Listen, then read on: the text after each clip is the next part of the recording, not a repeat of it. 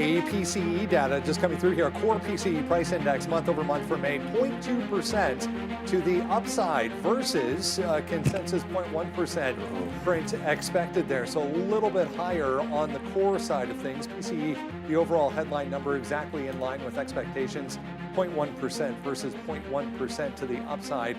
Year over year, 2.3% the number versus 2.2%.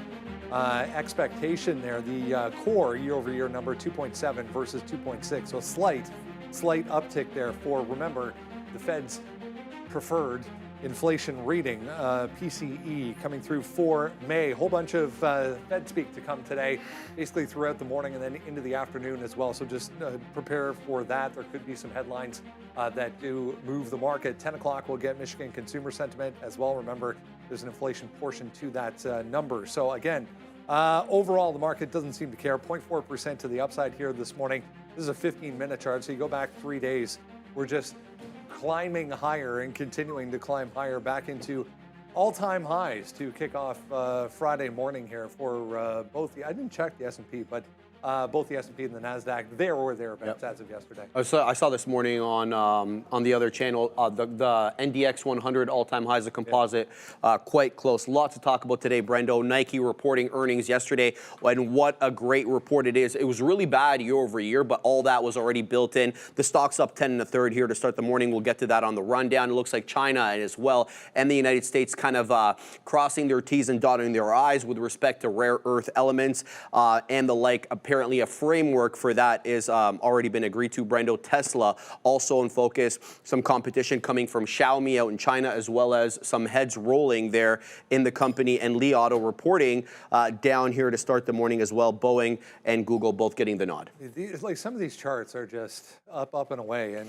can't stop. Michael Nos is going to come through, talk about all-time highs and what to do now. Here we are. There's the SPY right now. So definitely we have finally cleared that last hurdle here, 0.3% for the S&P, or the SPY anyway, versus 0.4 for the Nasdaq, as you were mentioning. Interesting day setting up, whole bunch of names to cover throughout the morning here. Sean with a much-deserved day off today. Obi is in. Good morning, guys. Good morning, everybody. And I know for everyone in the chat, your name has definitely changed. It happened to pretty much everybody. So if you're logging in, you're like, why is my username completely different? There is like a fix. Like you go into your channel settings. I don't know, whatever. Can I show this? It's probably nothing bad. You go in your channel settings, whatever, and go to channel customization. I was like Neil Roberts 2150 or some nonsense. So I just changed it in there. It's pretty simple to do. We were just speculating, actually. Well, I don't know if we're speculating. I think this is probably what it is. Maybe it's related to the hack and maybe some compromise like login. I don't know. Maybe it's something to do with that. Who knows? But yeah, good day today. It's a Friday. Market's up. Look over. Nothing really happened on that number. SMCI still going. The chips are usually going, although NVIDIA is not as strong. And for everyone out there that thought that it was over for CYN, it's not over. What offering? Up another. So fell when they had the offering. That was dirty, by the way, yesterday. And gapping higher, already running in the pre-market. Be careful. There was a $5 offering yesterday, but up 73%. This was the big runner for half the day and then gave it back. So it looks like it's going to be a fun one already. Got some movers in there. We have some trend continuation all over the place, which is to the upside. Yeah, no, I'm just getting some of my watch lists ready here. I can just name them off the top. Just writing down some of the I guess risk and maybe size allotment. I've already had the plans kind of written down from last night. I like SPY, again, Spider's pushing. We saw a little bit of a disconnect, Neil, yesterday in terms of constituents and the SPY and the Nasdaq themselves. Yeah. Both of them continuously running, nice grinding bid to the upside, but the constituents not really showing that same kind of sentiment or price action. So I want to keep that in mind and be like, if the market's in play and the market is pushing all-time highs, why don't we just look at that and keep it simple on that? Flakes, Netflix, absolutely beautiful, continues to push all-time highs, pushing 1,300 as of right now. So that thing's been on a run pretty much every day. Core Z, I don't know if you saw this one yesterday, Neil, but Core Z, pretty aggressively strong, so I'm definitely going to be keeping that on watch. Again, another in-play name. I got QS, SoFi, Nike with the earnings, and AVAV with some day 3 action there. Also another earnings name, but let's see if we can just do it with some of these names here. I do like Nike for a potential continuation, so let's take a quick look at that one and see what that's been doing in the pre-market. You already know what I like to do with some of these gappers right here. Throwing a little bit of anchored, maybe taking a look at some of those prior levels as well. We can see that nice strong gap up here on Nike. Let's see, reference lows to some of those reaction highs right there, about 15.5% from the reaction low to some of those highs that we ended up getting in the after hours. And look at that, we've sustained some of that bid that we got after pulling back after such a strong run in today's pre-market. So I like that in and around that 68, maybe 69, 70 level here, going to a higher time frame. Let's go real here quick. You can see that we're kind of coming back into some of these prior levels that we saw earlier this year. Nike got sold off pretty aggressively into those April lows, and we know a lot of stocks have caught a bit of a bottom from their April lows, catching a bit of a bid back towards their some of their prior highs. So Nike's doing some of that as of right now. This wick high from prior earnings all the way at 75. Don't know if we're going to get to 75. That would be nice, though, Neil. That'd be great. But yeah, no, I think that's some of my top looks on the day. But let's wait and see what falls into our lap as well. This market is very much news driven, and got to stay on our feet and maybe even sit on our hands for a lot of the day. We'll see. Figuratively, of course. Yeah. One other thing to note for Nike, and there's, remember, Blue Ocean, it's going to trade in the aftermarket, but it's going to trade in the overnight market as well. It did a bit of a hold. It was trending down for most of the evening and ended up holding like right around 68.4. So that 68 that you were mentioning did hold throughout the overnight. Like as much as there was selling on obviously more volume than normal, it did manage to hold out that 68 level. So already looking pretty strong. Is Nike not as bad as everyone expected? Just follow the price action. I think we got an exciting one lined up for sure. Because remember, before we head back to the desk in a second, the Nasdaq got there. We're still trying to get there on the S&P. Like you throw up the SPY, like, can we actually hold above? Don't jinx it. We're there now. Can you hold above the highs? Can we actually sustain the breakout after it gets to its highs? The other reason why everyone's in a good mood is because thanks to Sharif, who we're going to talk to in a second at the desk, we had some fun music this morning. Oh, yeah. And it was a Michael Jackson themed music because of yesterday, which was absolutely awesome. So I want to give a big thanks to not just Sharif, but also to Joe for inspiring it, despite the fact that his idea of the best Michael Jackson song left a lot to be desired. Yeah. I'm just saying. It was a Free Willy. It was the softest song we played this morning. We went through like maybe 15, and then when Joe got in, we're like, all right, we're going to do it for him. And it was the one, I don't know how you boys felt, but it felt to me like the weakest one of the bunch. Joey, come on, bro. I mean, there's a discography for days here. How could it be that one? Oh, God, get out of here. All right.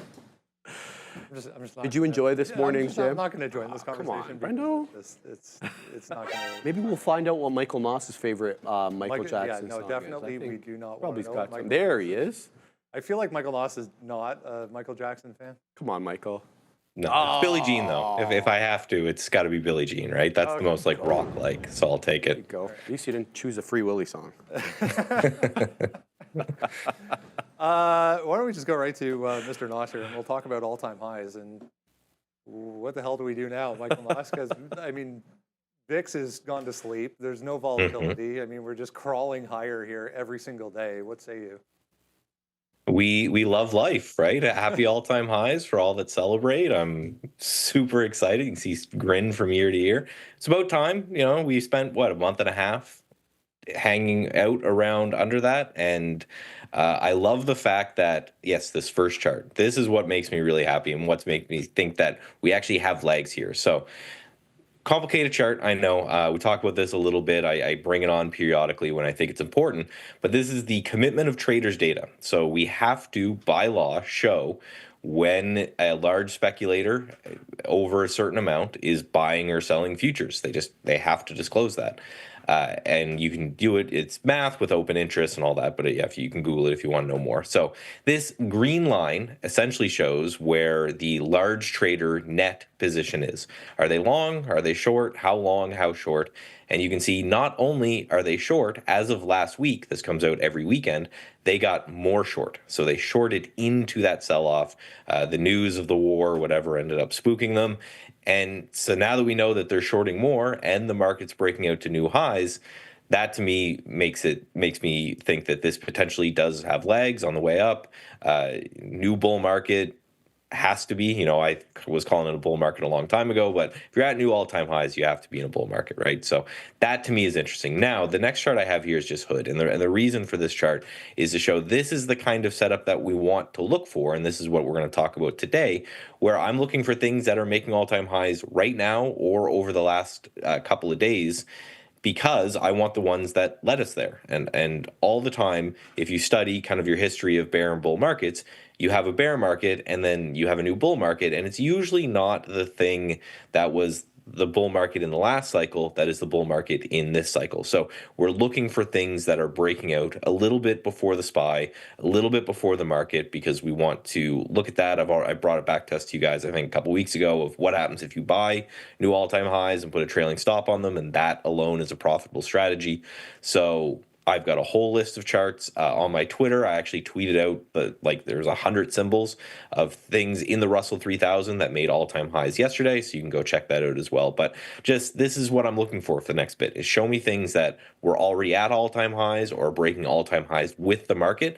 That is super interesting to me. Things that are below all-time highs are not as interesting to me because they are by definition weaker than the overall market. And I want to buy the strength because I want to see where the new theme is that could potentially come out of the market. And what's very interesting, I think, with these charts is I think they'll surprise you. So a lot of these I haven't even heard of before. So the first one is called First Cash Holdings Company.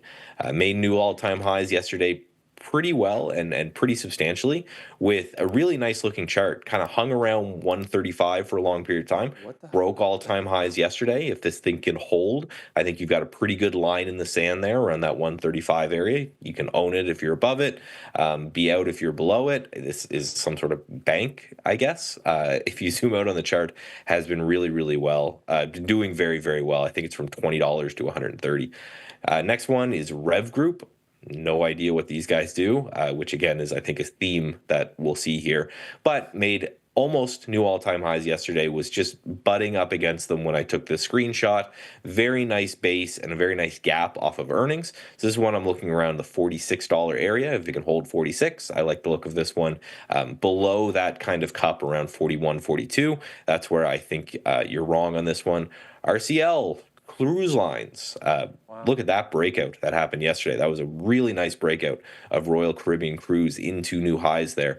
That area sits around 280. So again, I'm just making a list of these stocks, and if they're above this zone, I probably want to own them, and if they get below them, then I'll get out and reassess from there. Next one here is FHI, Federated Hermes. No idea, but again, a lot of these are starting to look the same. They hit that high in the end of 2024 after the election. Big sell-off, getting back to those highs faster than the overall market, what I really like the look of. And the last one is AL, which is Air Lease.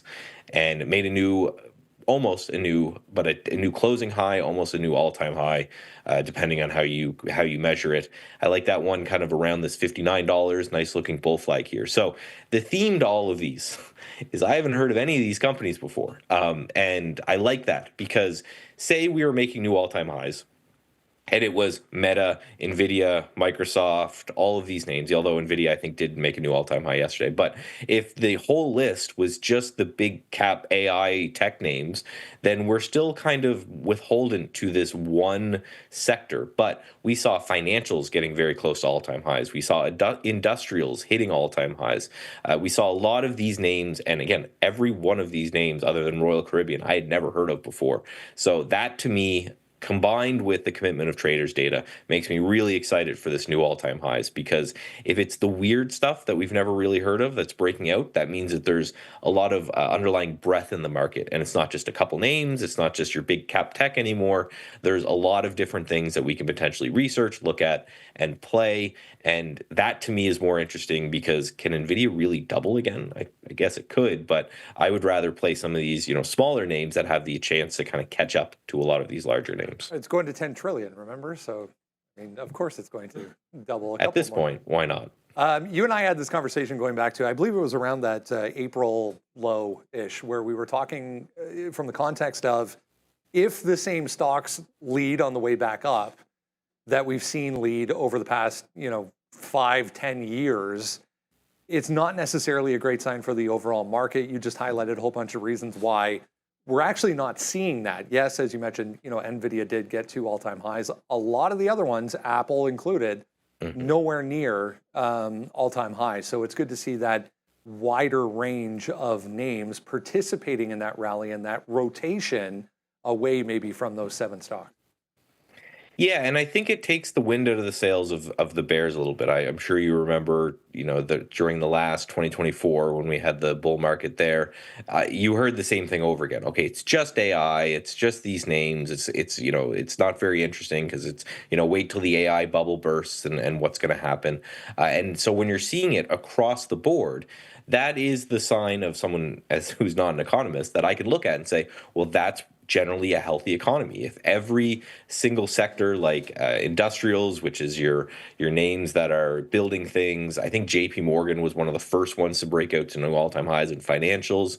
When you're getting this across the board breakout, it just shows that there are investors out there that are putting cash into the market, not in an individual theme, but just investing in America, investing in the market kind of broadly. And that should be, at least it is to me, a very encouraging fact. This rally back from those April lows has created this situation where, a lot of people have been sitting here watching this move, maybe not necessarily participating in it, not buying into the fact that, all is well again, and just get long and close your eyes kind of thing, go on vacation or whatever.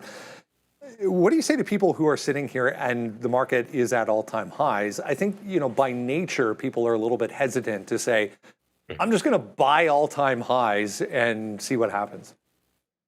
Well, I've brought a back test to you guys before, and I can bring it back again on Monday. It might be a good time to show that again. Just what happens if you do just that, if you just buy all-time highs and you put a trailing stop on the market, and it ends up being a very profitable strategy. What I'll say to those people is kind of what I always say. If we're talking long-term investing, you can put your finger anywhere on a chart of the SPY on a candle, and there's a 75% chance you're up from a year from now. And quite often when you have this scenario that everybody is looking for a pullback, that's the moment that you don't get a pullback. And that's why I don't think we've really gotten a meaningful pullback the whole way up, because I showed the positioning data. Even the big guys out here are not invested even remotely long or as long as they should be. Retail did a pretty good job based off the numbers of actually buying those lows, but I know there's a lot of people who didn't. When there's that kind of very inherent under positioning, then it's going to be really, really hard to get a pullback. So it's all about regret minimization, right? Are you going to be more bummed if you buy it here and say we pull back another 10%, right? We don't quite retest those lows, but we drop 10% from this price. Will you be more upset then? Or will you be more upset if you're looking back in 2-3 years and the market's, gone up another 20, 30, 40%? And it's a personal question. Yeah, exactly. Understand your time frame, understand your purpose in being in the market. Great stuff. Michael Nos, have a great weekend. Have a good weekend. Yes, sir. Have a good long weekend there, Michael. Although I know it's a long weekend here in Canada because Monday is a holiday. But when you trade the markets, you don't really get a day off on Monday unless you're going camping next week, like myself. But we were just looking at and this is maybe a good segue because Obi and I were looking at this 3-month chart of the SPY, so you can go really, really far back. And to the point that Michael makes, this is the blip, that's a blip. This is what we were all freaking out about with tariffs and geopolitical concerns, and this wick and the reversal right back into the highs. I mean, remember, like this, look, COVID doesn't even look like much compared to the top that we had in like 2020, the 2021, 22 bad year. Like that's not even that big. COVID's not even that big compared to that drop, and we got a fraction of this. So it was almost like a nothing burger. And you're gonna get, this is to me why, and look, some people will be like, oh, dollar cost averaging, blah, blah, blah. They don't like it, or what happens when you run out of money. The way I see it, I buy the market on a routine basis, and when we're in a downward churn, I find things aren't perfect when you DCA, but when you look back and you don't care that they weren't perfect. Like, I didn't get the greatest price on my dip buys in NVIDIA because I was buying on the way down. I got some in March. I think I got a little bit lucky with Meta. I bought it a couple of times. I liked it for reasons, I guess. I liked it a little bit more. My charts are slow today. I liked it a little bit more, so I got it a couple times. Was able to get some in the 550s in addition to buying it in March in spring training. But it's like, who cares? Like, if I'm buying, I probably actually bought it here. If it goes further, then I'm just willing another 2-3 months later to buy again. To me, that's what you do in your long-term investing. I'm not trying to be flashy. I'm just trying to have my portfolio grow. So when it comes to today, however, it is worth, like, I'm looking across the board, and before we get back to the desk, sort of get into it. You know, I'm looking at NVIDIA, didn't really blow out the tops. I mean, wasn't a bad PC. It's like a tick higher, so maybe that's causing a little bit of a pullback. I think we could be due for some dips at the open.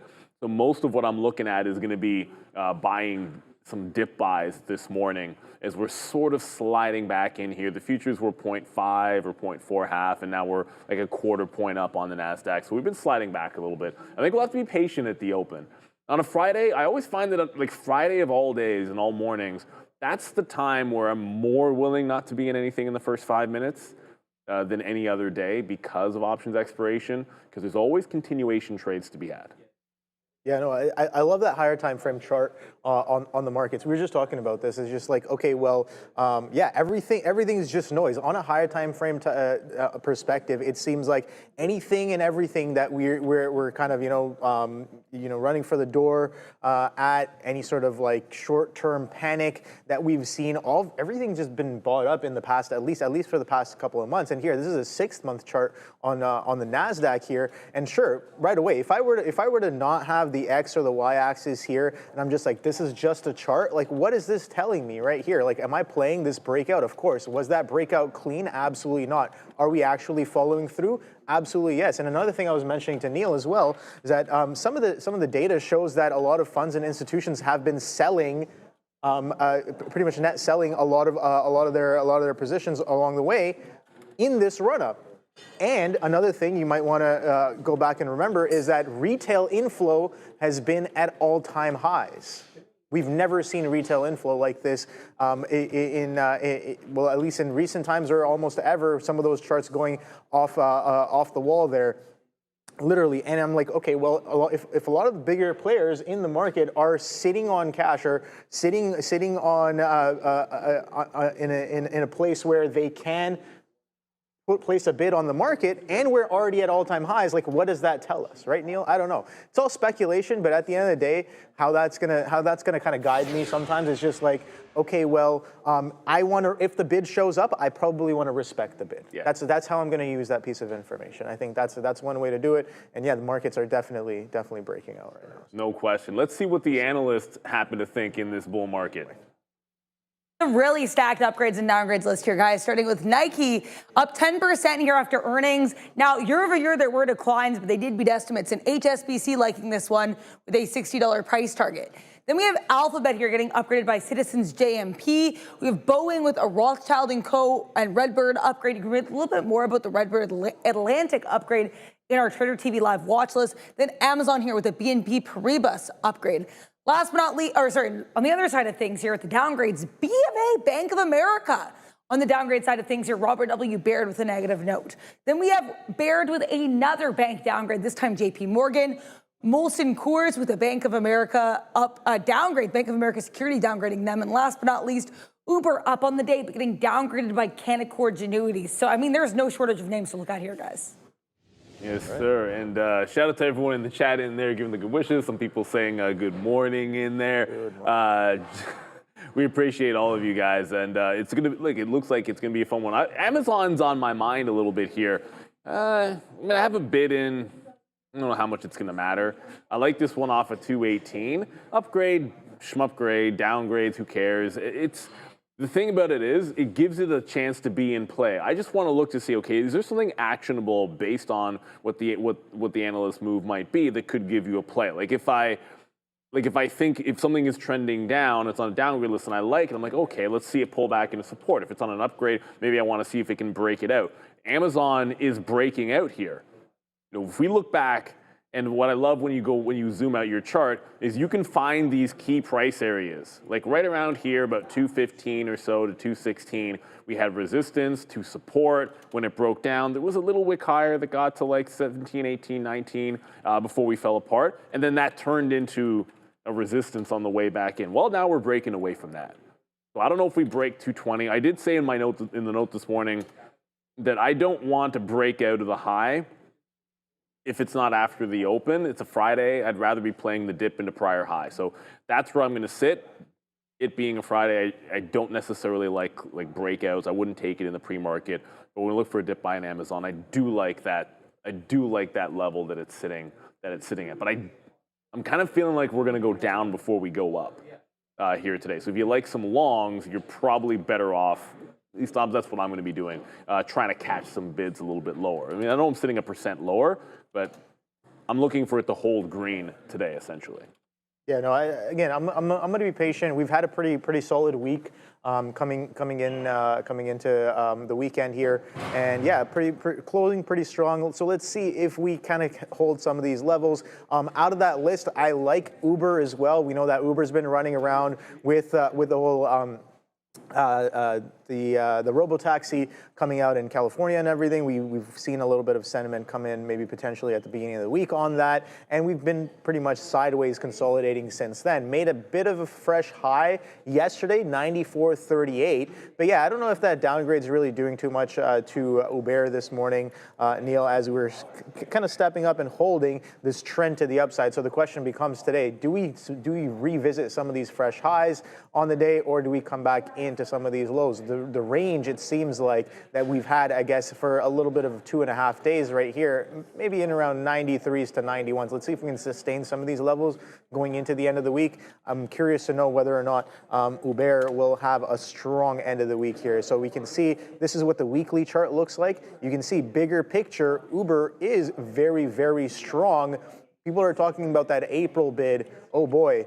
This bid on Uber has been coming in all the way since June 2022, a bit of a downtrend break there of all of 21 and half of 22, and we've only been catching higher highs and higher lows on Uber since then. 60 with a little bit of a base that we're breaking out of right now, 94.38. So again, that high. Let's see if we can continue to push and push to the upside and get some potential opportunities here on Uber today. All right, we'll get into a few other things here that are moving around so far this morning. I mean, Tariff and I were just talking a little bit about the Apple story and how this may play out over the next coming months here with tariffs. There was a headline this morning I saw, I don't know if you read this, but the July deadline, the White House is now saying is kind of moot. Yeah. You know, it's like, whatever. If it comes and goes, it comes and goes, and they'll kick it down the road probably one more time. All of these quote-unquote deals that are coming are still yet to show up. Yeah. But I think the more time that passes, the less significant this entire story becomes on the market. It feels that way, though, right? Like it feels like it kind of got sidetracked, especially with the issues in the Middle East. That really became the focus of what we've been talking about lately, especially with effects on the overall market. But I don't know. I personally feel that Donald Trump wants to have a bit of flexibility with the trade agreements that he's trying to. This is really hard, obviously, to be able to do all these at the same time. Apparently, we're supposed to be getting some. There was some talk about India declaring some, also Pakistan.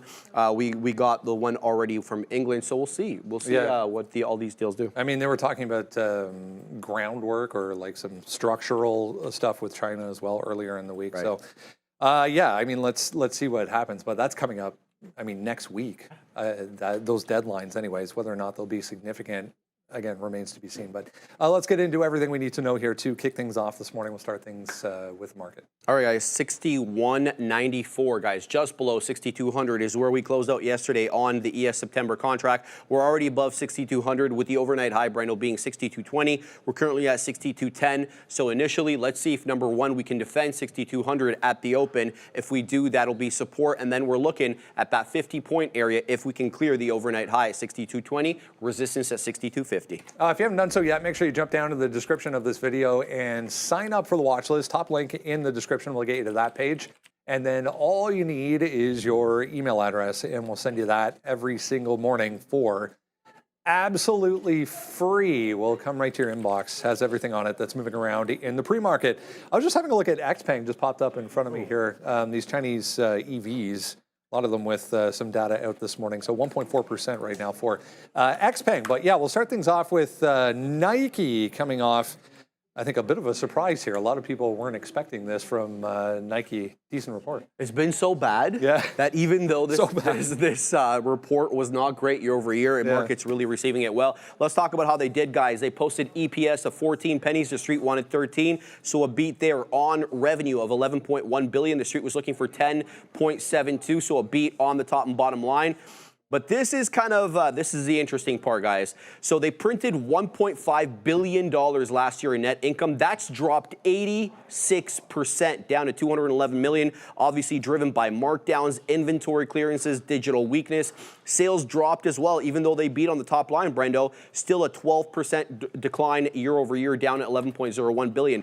Management expects sales to decline for the guide in the mid-single digits for Q1 of 2026, in line with that 7% drop forecast by analysts. Gross margins are also expected to fall to about 3.5 to 4.25%, with a 1% here from the new China tariffs. Are blaming that. In addition, they're also blaming about $1 billion in costs for the full year 2026 tied to those tariffs, and they aim to offset by increasing prices as well as supply chain shifts. How they did internationally: North America sales fell 11% but beat expectations, and China revenue also came slightly under there, Brenda, 1.48 billion. The street was looking for 1.5. So they're changing their tune. So when you go into a Foot Locker, you go into a Champ Sport, wherever you're going, most walls, 3, sometimes 2 walls, are just Nike products. That changed a little bit because they had that direct-to-consumer push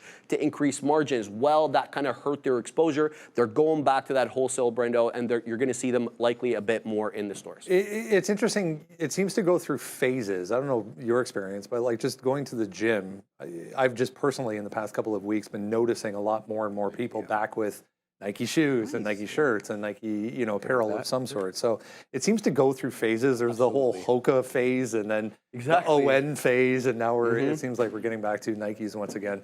The market likes this, guys. Yeah, it seems like, okay, you know what, before we get to that, there's you got to talk about CYN here. They did another 17.2 million registered direct offering at 750 on the heels of the one at 5 yesterday. And just a reminder to everybody, they dropped the first offering during the second down halt. Like while it was halted down the second time, that's when the first offering happened. And now they drop one after it starts pumping in the pre-market. So yeah, look, clearly, at the end of the day, this is kind of what companies like this are supposed to do: take advantage of increases in price so that they can shore up their position. But yeah, it's nasty, and just to anyone out there, I'm kicking myself that I didn't, out of a lark, just pay for the locates, because I promise you, if you try to pay for shorts now, the price is tripled, because that's how it usually works. I'll check in a second, but just be careful with this. That's 2 offerings in less than 24 hours, because it was like midday when they did it last time. Nasty, nasty stuff. I mean, the timing here is a little more standard. The one in the down halts kind of speaks for itself. Kind of a sick move, because if it's halted twice to the downside and then an offering, somebody new, obviously. When it comes to Nike, I was really hoping that we'd be a little bit closer to the 66 area on a move to the upside. because that would really let you load into the prior highs. With a play like this, it's almost always looking for continuation for me. And if you look on the daily chart, like this is the last the double barrel close at like 68. The overnight low is 68. Overnight support is like 68.40 or so. I think it's simple over under at that price. Like if it's, as we're coming back down in the market, this is also losing VWAP. It would have to hold 68 or I want no part of the long in Nike. Because if it fills the gap on the daily, it was closer to the 65, 66 that I like for a dip. So it really needs to hold that 68 if I'm going to be involved. Yeah, no, I like that. I like the push on Nike here, but yeah, let's see if we can kind of get back above some of these levels here. We can see just back to back on Nike. This is a 3-hour chart. Back-to-back earnings, we've just been kind of selling off, a bit of a downtrend here. Now with this earnings report kind of pushing back up into this trend resistance potentially here. But yeah, I'm going to be looking for that continuation to see if this finally this bid off of an earnings report that actually sustains. You can see we did get a bid here on in the earnings that were reported last December, but sold off aggressively pretty much right off of the reaction right there. But this is one of the first times we're kind of sustaining some of that bid. Again, market's all-time highs. Let's see if we can continue to push. We know that Nike has been sold off pretty aggressively over the past couple of years. You can see, again, we can go up to a weekly to see how far off we've come off of those highs, 169.68 all the way in 2021 right here, currently trading at 69.02s in the pre-market. So yeah, let's see if we can break this a little bit of a downtrend here. But the question I'm asking is that if sellers are showing themselves over the past 1, 2, 3, almost 4 years on Nike, and Nike has not been able to sustain higher highs, the question becomes, how far does this get until some of those sellers potentially sell back in, and are they still in charge? Are they still involved? Those are all the questions that I'm asking, but at the end of the day, off of the open, let's see what we do with some of these pre-market levels here. We saw that 68 holding pretty well in the after hours and in the pre-market. Just shy of that. What is that exact low? 68.11s I'm seeing right there on my chart with a high of 69.68. So let's see, got that little bit of a consolidation. Let's see what we do with that coming in off of the open on Nike.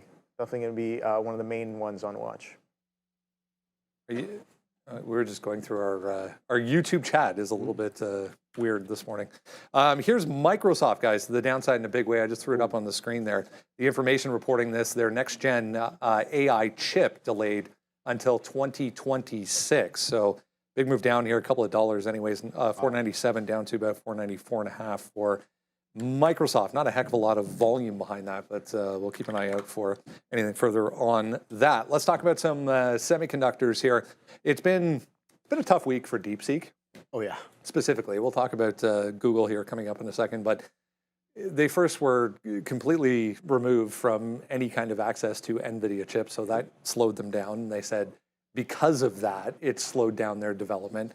And now, I think it was Germany asked both Google and Apple to remove them from their app store as well. So there's that. And then semiconductors in general, a little bit of a tough spot here. I mean, NVIDIA tried to go yesterday and got smacked back down a little bit, but I mean, pretty good week still. Yeah, absolutely, especially for a lot of these chip names. But yeah, DeepSeek, that's interesting. Anytime you have an association with the Chinese military, you're going to get this kind of heat, and that's what is being floated right now, Brendo. So let's talk a little bit about here. The Chinese Ministry of Commerce confirmed a new trade framework, with the United States focused on rare earth exports and the easing of the tech restrictions on the United States part. China will now review and approve export applications for those sensitive materials, while the U.S., for their part, has agreed to lift certain existing restrictions on China. The deal stems from 2 days of high-level talks in London earlier this month between Scott Bessent and China Vice Premier He Lifeng. A prior 90-day suspension of tariffs was agreed to back in Geneva, but implementation was delayed due to disputes over rare earths and U.S. tech restrictions. Details on which actually rare earth exports will be lifted remain quite vague. Magnet materials may be included, but others are uncertain, so we're going to have to wait to get confirmation on that. And the U.S. has tightened restrictions here on tech exports and student visas, Brendo, which kind of became a sticking point post-Geneva. This new framework apparently hints at a partial rollback of those measures, though no specifics, again, were provided on the scope or the timeline. NVIDIA is still the strongest here. It's worth noting AMD already read We're back to right here, 0.1%. But just keeping an eye on this. Microsoft is trying to bounce back here, guys. Again, not a lot of volume behind that.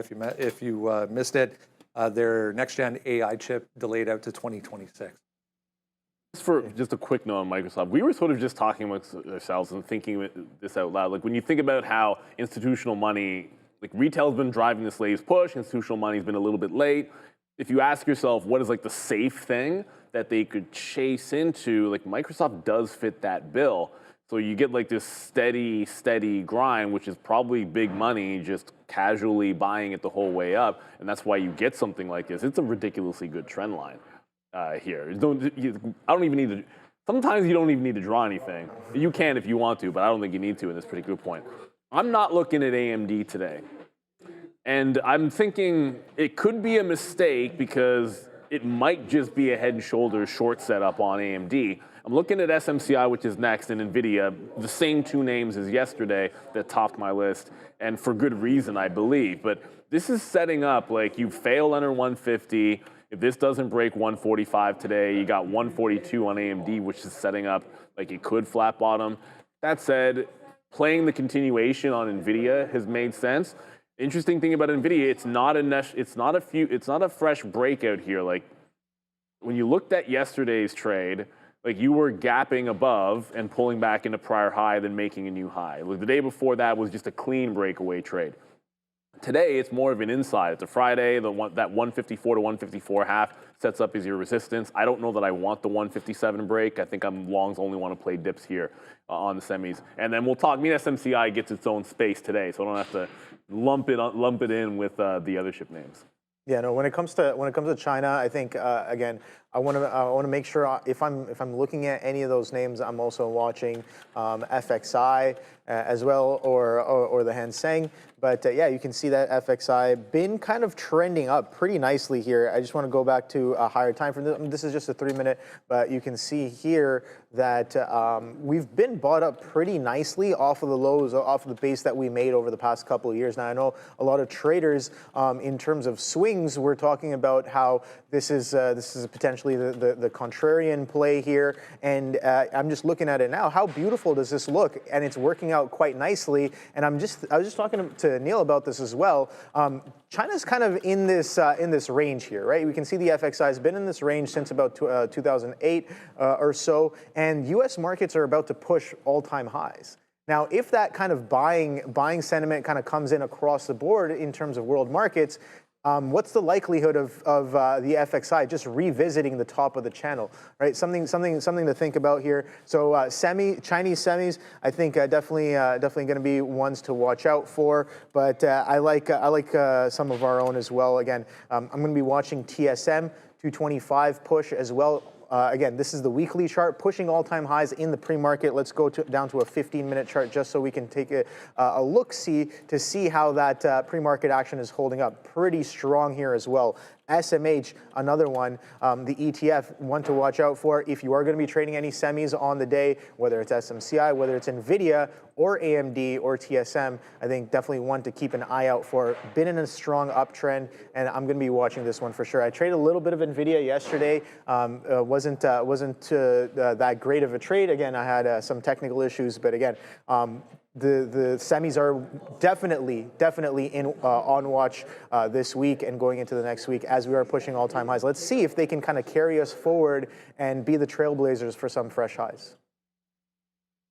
SMCI kind of leading the way back down here right now. It's still positive, but give it a minute here. We might be back to basically flat on the session here before you know it. This was after the close yesterday.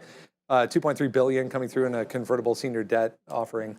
Out to 2030. And this Microsoft headline seems to have kicked off a bit of selling across the board here for the overall market. But SMCI is still one of the strong ones this week. Yeah, Neil and I were talking about this in the morning here while we were prepping, Brendo, and it felt like it was locked in a bit of a range since early May. A 40 to the downside, maybe 45 to the high side. This morning we watched it break 50. So, you know, when the price gets up there, they look to generate some money. So as Brendo mentioned, $2 billion changed private offering due in 2030.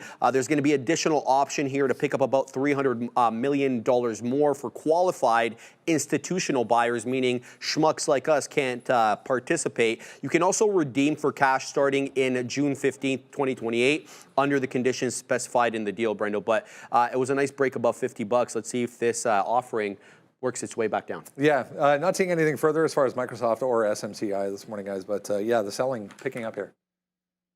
It certainly is. And I think, look, some of it could be technical.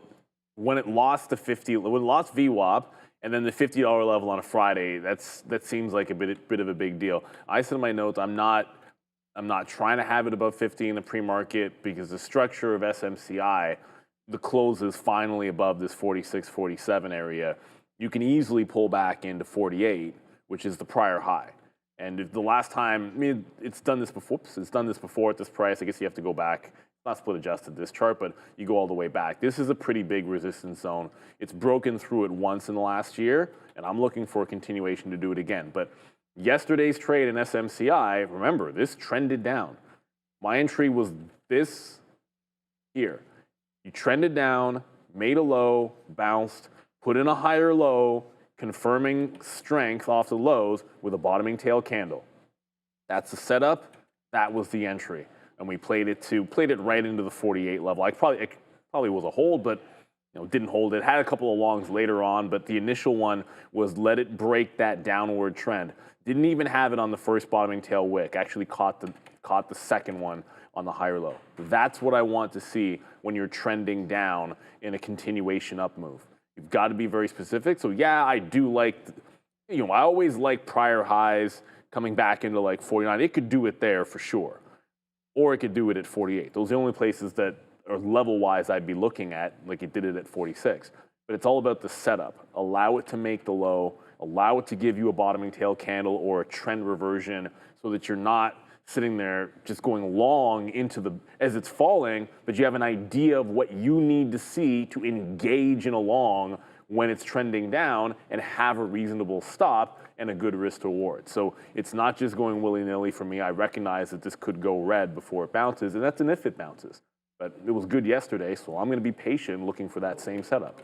Yeah, I really like this SMCI chart here, and this is a 3-hour chart. This specific consolidation here, I think, is very, very interesting, and for one reason only. I think that we are making relatively higher lows. We've consolidated a little bit higher from some of those prior lows here, but again, I'm gonna preface this with this. You guys got to watch out. There's gonna be a lot of lines that show up on this chart as of right now, but there's only one that really I think is going to be interesting here. Sure, there's a bigger picture downtrend that was happening right here. You can see that we kind of broke that, but in terms of more recent levels, I just want to point your direction to this anchored VWAP right here. This is from that prior high. So you can see a lot of these prior anchors kind of converging at this point. A lot of these are anchored to maybe events or earnings that have happened in the past year or maybe a little bit more. And you can see all of them kind of converging, price finally being able to kind of sustain above some of those levels. And that consolidation, nice little tight consolidation of price. And now we're finally breaking out of this high here. So I like it for that potential continuation here on SMCI. We are finally getting a little bit of that follow through. But the question becomes, is it just because markets are pushing all-time highs and semis are pushing higher, and that's why SMCI is just catching a little bit of a bid out of its range? And when the markets kind of settle down, it'll come right back in. I have no idea, but as of right now, with the limited information that's on the chart, I kind of like that push off of this consolidation. Let's see if we can hold some of these consolidation highs, which seem to be in and around 47.75 here on SMCI. So that's what I got on watch for SMCI. All right, Apple, I mean, first off, there's this, LCFY just absolutely skyrocketing right now up to $12. This just came out. Locify partners with a U.S. reputation platform. Will syndicate business listings for premium segment. I mean, 350% on something like that. Just worth noting, it's 1.1 million share float. So $10 move. It's fine. Everything's fine. Yeah. Let's go on. Apple is back in the headlines today. I mean, talk about a range. We were just talking about this with NVDA and some of these semiconductors. Apple just chopping around here. for what seems like weeks now. Yeah, exactly like you and I were talking off camera. Yeah. I feel like it's in a wait and see mode Yeah. around that $3 trillion market valuation, holding that $200. The market doesn't know whether this is going to be a good story or a bad story, so I feel like we're in a wait and see mode. Let's talk about the headline today. Apple introduced a revised App Store fee structure out in Europe to comply with that pesky Digital Markets Act to avoid a potential 500 million euro fine. That's about 585 million US dollars. The new system is going to include a 5% core technology commission, that's what they're calling it, for digital purchases made outside the App Store. Plus, you're going to have to pay 50 euro pennies per app download and standard commissions of up to 30%. Apple said these changes were not voluntary, but actually were forced upon them by the EU regulators, though it does plan to appeal the outcome. The European Commission hasn't confirmed if the fine is actually off the table and is actually seeking market feedback to assess whether these new changes meet the DMA requirements. EC criticism stems from Apple's continued practice of charging developers even when purchases are made outside of the App Store, raising questions about true compliance. And Epic CEO Tim Sweeney, who kind of started this whole thing, at least in North America, said the structure is blatantly unlawful, talking about the new structure, that is, accusing the company of crippling rival payment system. Spotify, for their part, Brendo, claimed the model still challenges the viability of alternative billing paths. So some of Apple's biggest users here not very happy with the new adjustments. Yeah, a little bit better in the market right now, though. 0.4%. We're actually getting a nice little uptick here, guys, for Apple. Thoughts here? Yeah, I'm going to try to keep it pretty simple with Apple because I think that's the only way to go. The best trade on Apple the last 3 days, even though it's not the one, like I was taking the afternoon shorts, those worked, and then yesterday I had it in the morning late and it didn't. But what the best trade has been is breaking 202 and then failing in the 03 area. Yesterday, it only got to 202.60 before failing, but it's each time at some point in the morning, it's broken out to 202 and then faded. So you want to look for the reversion play. I think that's what makes the most sense over there for Apple. And hopefully that can help everybody. I don't know if I'll be trading that one today, but that's brought to you, that analysis, by VinFast. VFS, back in the spotlight. Cantor Fitzgerald just reaffirmed their overweight rating with a $6 target, and Chardon Capital is holding their buy rating at $5.50. On the money side, Tidal Investments increased their stake by 11%, with new positions from Mitsubishi, UFJ, SBI Securities, and Jump Financial. In Q1, VinFast doubled down on its goal to boost deliveries this year and hit break-even by 2026. They're scaling up in Asia and investing in new EV platforms to cut costs and improve performance. With strong backing from Vin Group and a global strategy, VinFast is shaping up as one to watch. Scan the QR code for more information out in front of you. I wonder what your thoughts are on Apple there, Obi, because I might sit this one out. Yeah, I think again, one of the market leaders. It's kind of shown us that it's not as strong as some of the other names that we're seeing pushing with the kind of bid that they have been. But the thing is, it's been consolidating sideways, so holding up its own pretty well, even though the markets have been kind of very volatile to the downside. I think it's not really given us a lot of upside, but it's sustained that bid on top of 200 pretty well throughout a lot of the shake and bakes that we've been getting over the past week or so. So that's something definitely I want to keep watching. That Apple 200 is very interesting to me. We're consolidating above that. Sure, we're making these lower highs that Neil just talked about. Any sort of attempts through those 202s, 203s, into those 203s have failed this week, but you can also say that any attempts into and through those 200 have also failed to the downside with a little bit of that consolidation holding up. So I'm going to be watching. I don't know if that consolidation range, that 203 to 200, is really going to crack with any sort of significance on the day today, but if it does, I will definitely be looking to get involved potentially at some of those levels if price can get there. Currently trading at 201.79 here on Apple. But yeah, we'll see if we can really take a bite out of this one coming into the day. All right, Google looking pretty good here this morning as well, trying to hold on to 174, 175 area right now. A little bit better, again, than the overall market, 0.3% to the upside.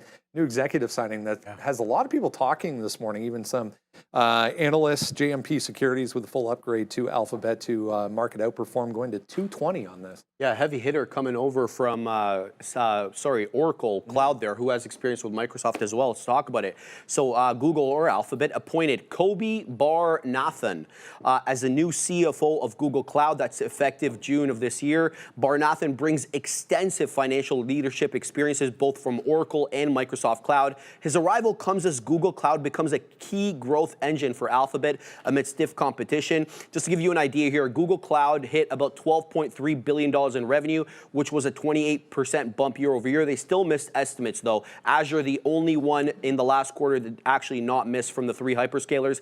In a major development as well, Brendo, OpenAI signed a cloud deal with Google, abandoning Microsoft Azure. So the issues between OpenAI and Microsoft continue to fester here. OpenAI was previously exclusive to Azure, get it, Adara, making this a significant competitive win.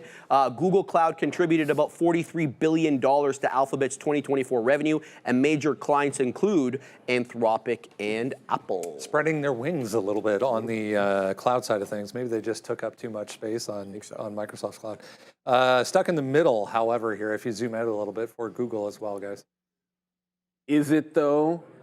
Or are we on a nice upward channel? Hey, what up, Mark and Michael in the back there? Are we on a nice upward channel in Alphabet? This is what you like to see. Hey, if this is happening, what do you think you do? You want to buy on the trend support. I'm going to save this so that I don't have to draw this the next time. You buy it on the trend support, which today doesn't seem very likely because you're looking at the 50 period on the daily. And as it gets up into trend resistance, which sits at 185, you're probably looking to, either take profit or as a day trade. When it gets up there, you're looking for a reversal, maybe the day after or something, or sometimes the day of, maybe even the day after. It's a very clean upward trend on Alphabet. This is what I'm watching for this stock now. Once it confirmed this bounce here, that gave you that extra point to confirm the bottom side of the trend. And when you get to the top, I'll be a seller of Alphabet. As a day trade today, I think on a Friday you were looking at the 200-period moving average at 172, and that's where you'd be looking for the dip buy if you're a buyer of the stock. I don't know. It's like I said, it didn't necessarily make my list, but because it's past 925, I just wanted to quickly throw up the imbalances for everybody. There's not much. There's that OST stock from yesterday. It went from like $9 to penny stock. So be very careful trading this. It's like 48 cents, and it was $9 at like 3 o'clock yesterday. BBAI is a small buy at 350,000. Oklo is 160. GME 160. Nike 160. Very, very small imbalances, especially on a Friday. And I'm just because I know a lot of people will be asking about BBAI. It's got a nice pattern going on the daily chart for a trend continuation play. Now, yesterday I was looking for a breakout late in the session. You can probably get an idea of what that looked like. It's already barcoded back and forth that price. So now, because that clean break isn't available, I got to look to see if the buyers can start winning over 6 before I would jump into a BBAI. But small imbalance for BBAI. We'll let you know if anything grows on the imbalance locator in a minute or two.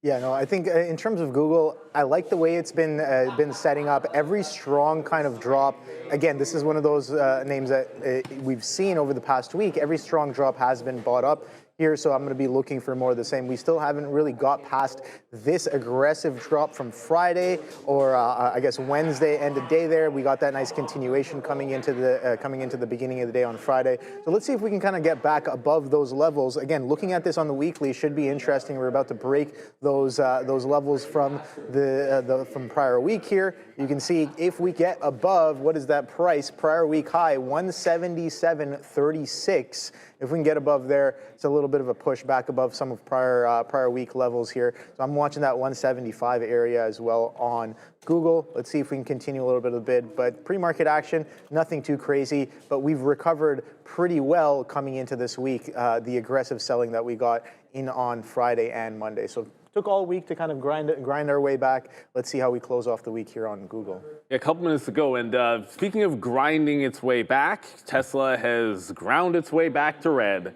again, because no matter what the market's doing the last couple of sessions, it seems like Tesla is not participating in the party. It just broke that 325 level that yesterday. Let me go to the 3-minute chart for you guys. It just broke that 325 level that yesterday, every time it broke, it was a reversal at 325. It did that 2 days ago in the afternoon, 325 break, reversal, 25 break, reversal, reversal, and it did it late in the session. So that's the place to watch at the open here. If it can't get back above this time, the 325 level, Tesla's probably a short in here today. But as the market comes back down, like we were talking about the Amazon bid, I do want to be very patient with SMCI. It trended down heavily at the open, and it wasn't until about 9:54 that this gave the curl. You had to sit this one out for 25 minutes before you got the reversion in SMCI. I'm more than willing to do that again if it trends down, and I feel the same way about NVIDIA. NVIDIA trended down. It made the turn at about 9:50. You could be in it for some longs, but really, the dip buy was at its best 15 to 20 minutes into the open market. So that's what I mean about being patient, especially on a Friday. More than willing to sit. I don't want to say sit out because usually we'll catch something at the open, but you got to be willing to be very, very patient. That CYN after the second offering bouncing off 19. Yep. So congratulations to anyone that bought that dip. I paid for locates if I see something set up, but I'm not going long a stock when back-to-back offerings in 2 days is a little bit crazy. Let's get the final opening bell in the week. There's Adara brought to you by Orogenics, OGEN, listed on the NYSE. And for the last time this week, let's ring it, Adara.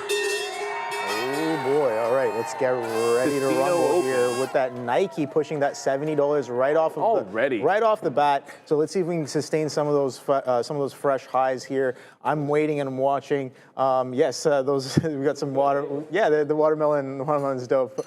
Sharif saying, yeah, the watermelon is dope. They only had watermelons today. So I've got a red fruit salad bowl. Oh boy, 70 halves, 71s. There's that acceleration on Nike. Spider is still holding up its own there. 22,700 bounce there on the Nasdaq. Oh boy, there goes Nike. Here we go. We are in business. Let's see if we can continue this a little bit higher here. But I'm going to be patient. I'm waiting for that Nike move to happen. Let's see if that 613, some of these pre-market levels here on the Spider, let's see if they sustain. We got that little bit of selling again off of some economic numbers there in the pre-market, potentially get that continuation to the downside here. Let's see if we can sustain any of those levels. Wow, 71 push through.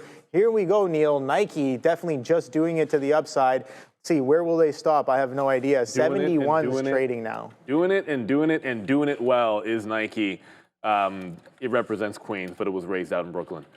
All right, so it seems like the dip buy is not happening in NVIDIA. It's just tried to break 157. SMCI did do a ridiculous dip, but it was not a patient dip. It was a dip and absolute rip. Amazon's off to the races, so I like the long, but I wanted to catch it on the way back into the downside. I'll take a break if we get 157, but maybe this is a chance to get in on the bid. Now, well, big reversal on NVIDIA there. Just right back into the lows. I want to see if I can pick something up off the pre-market lows. Is that Adara? Okay, let's go to Adara.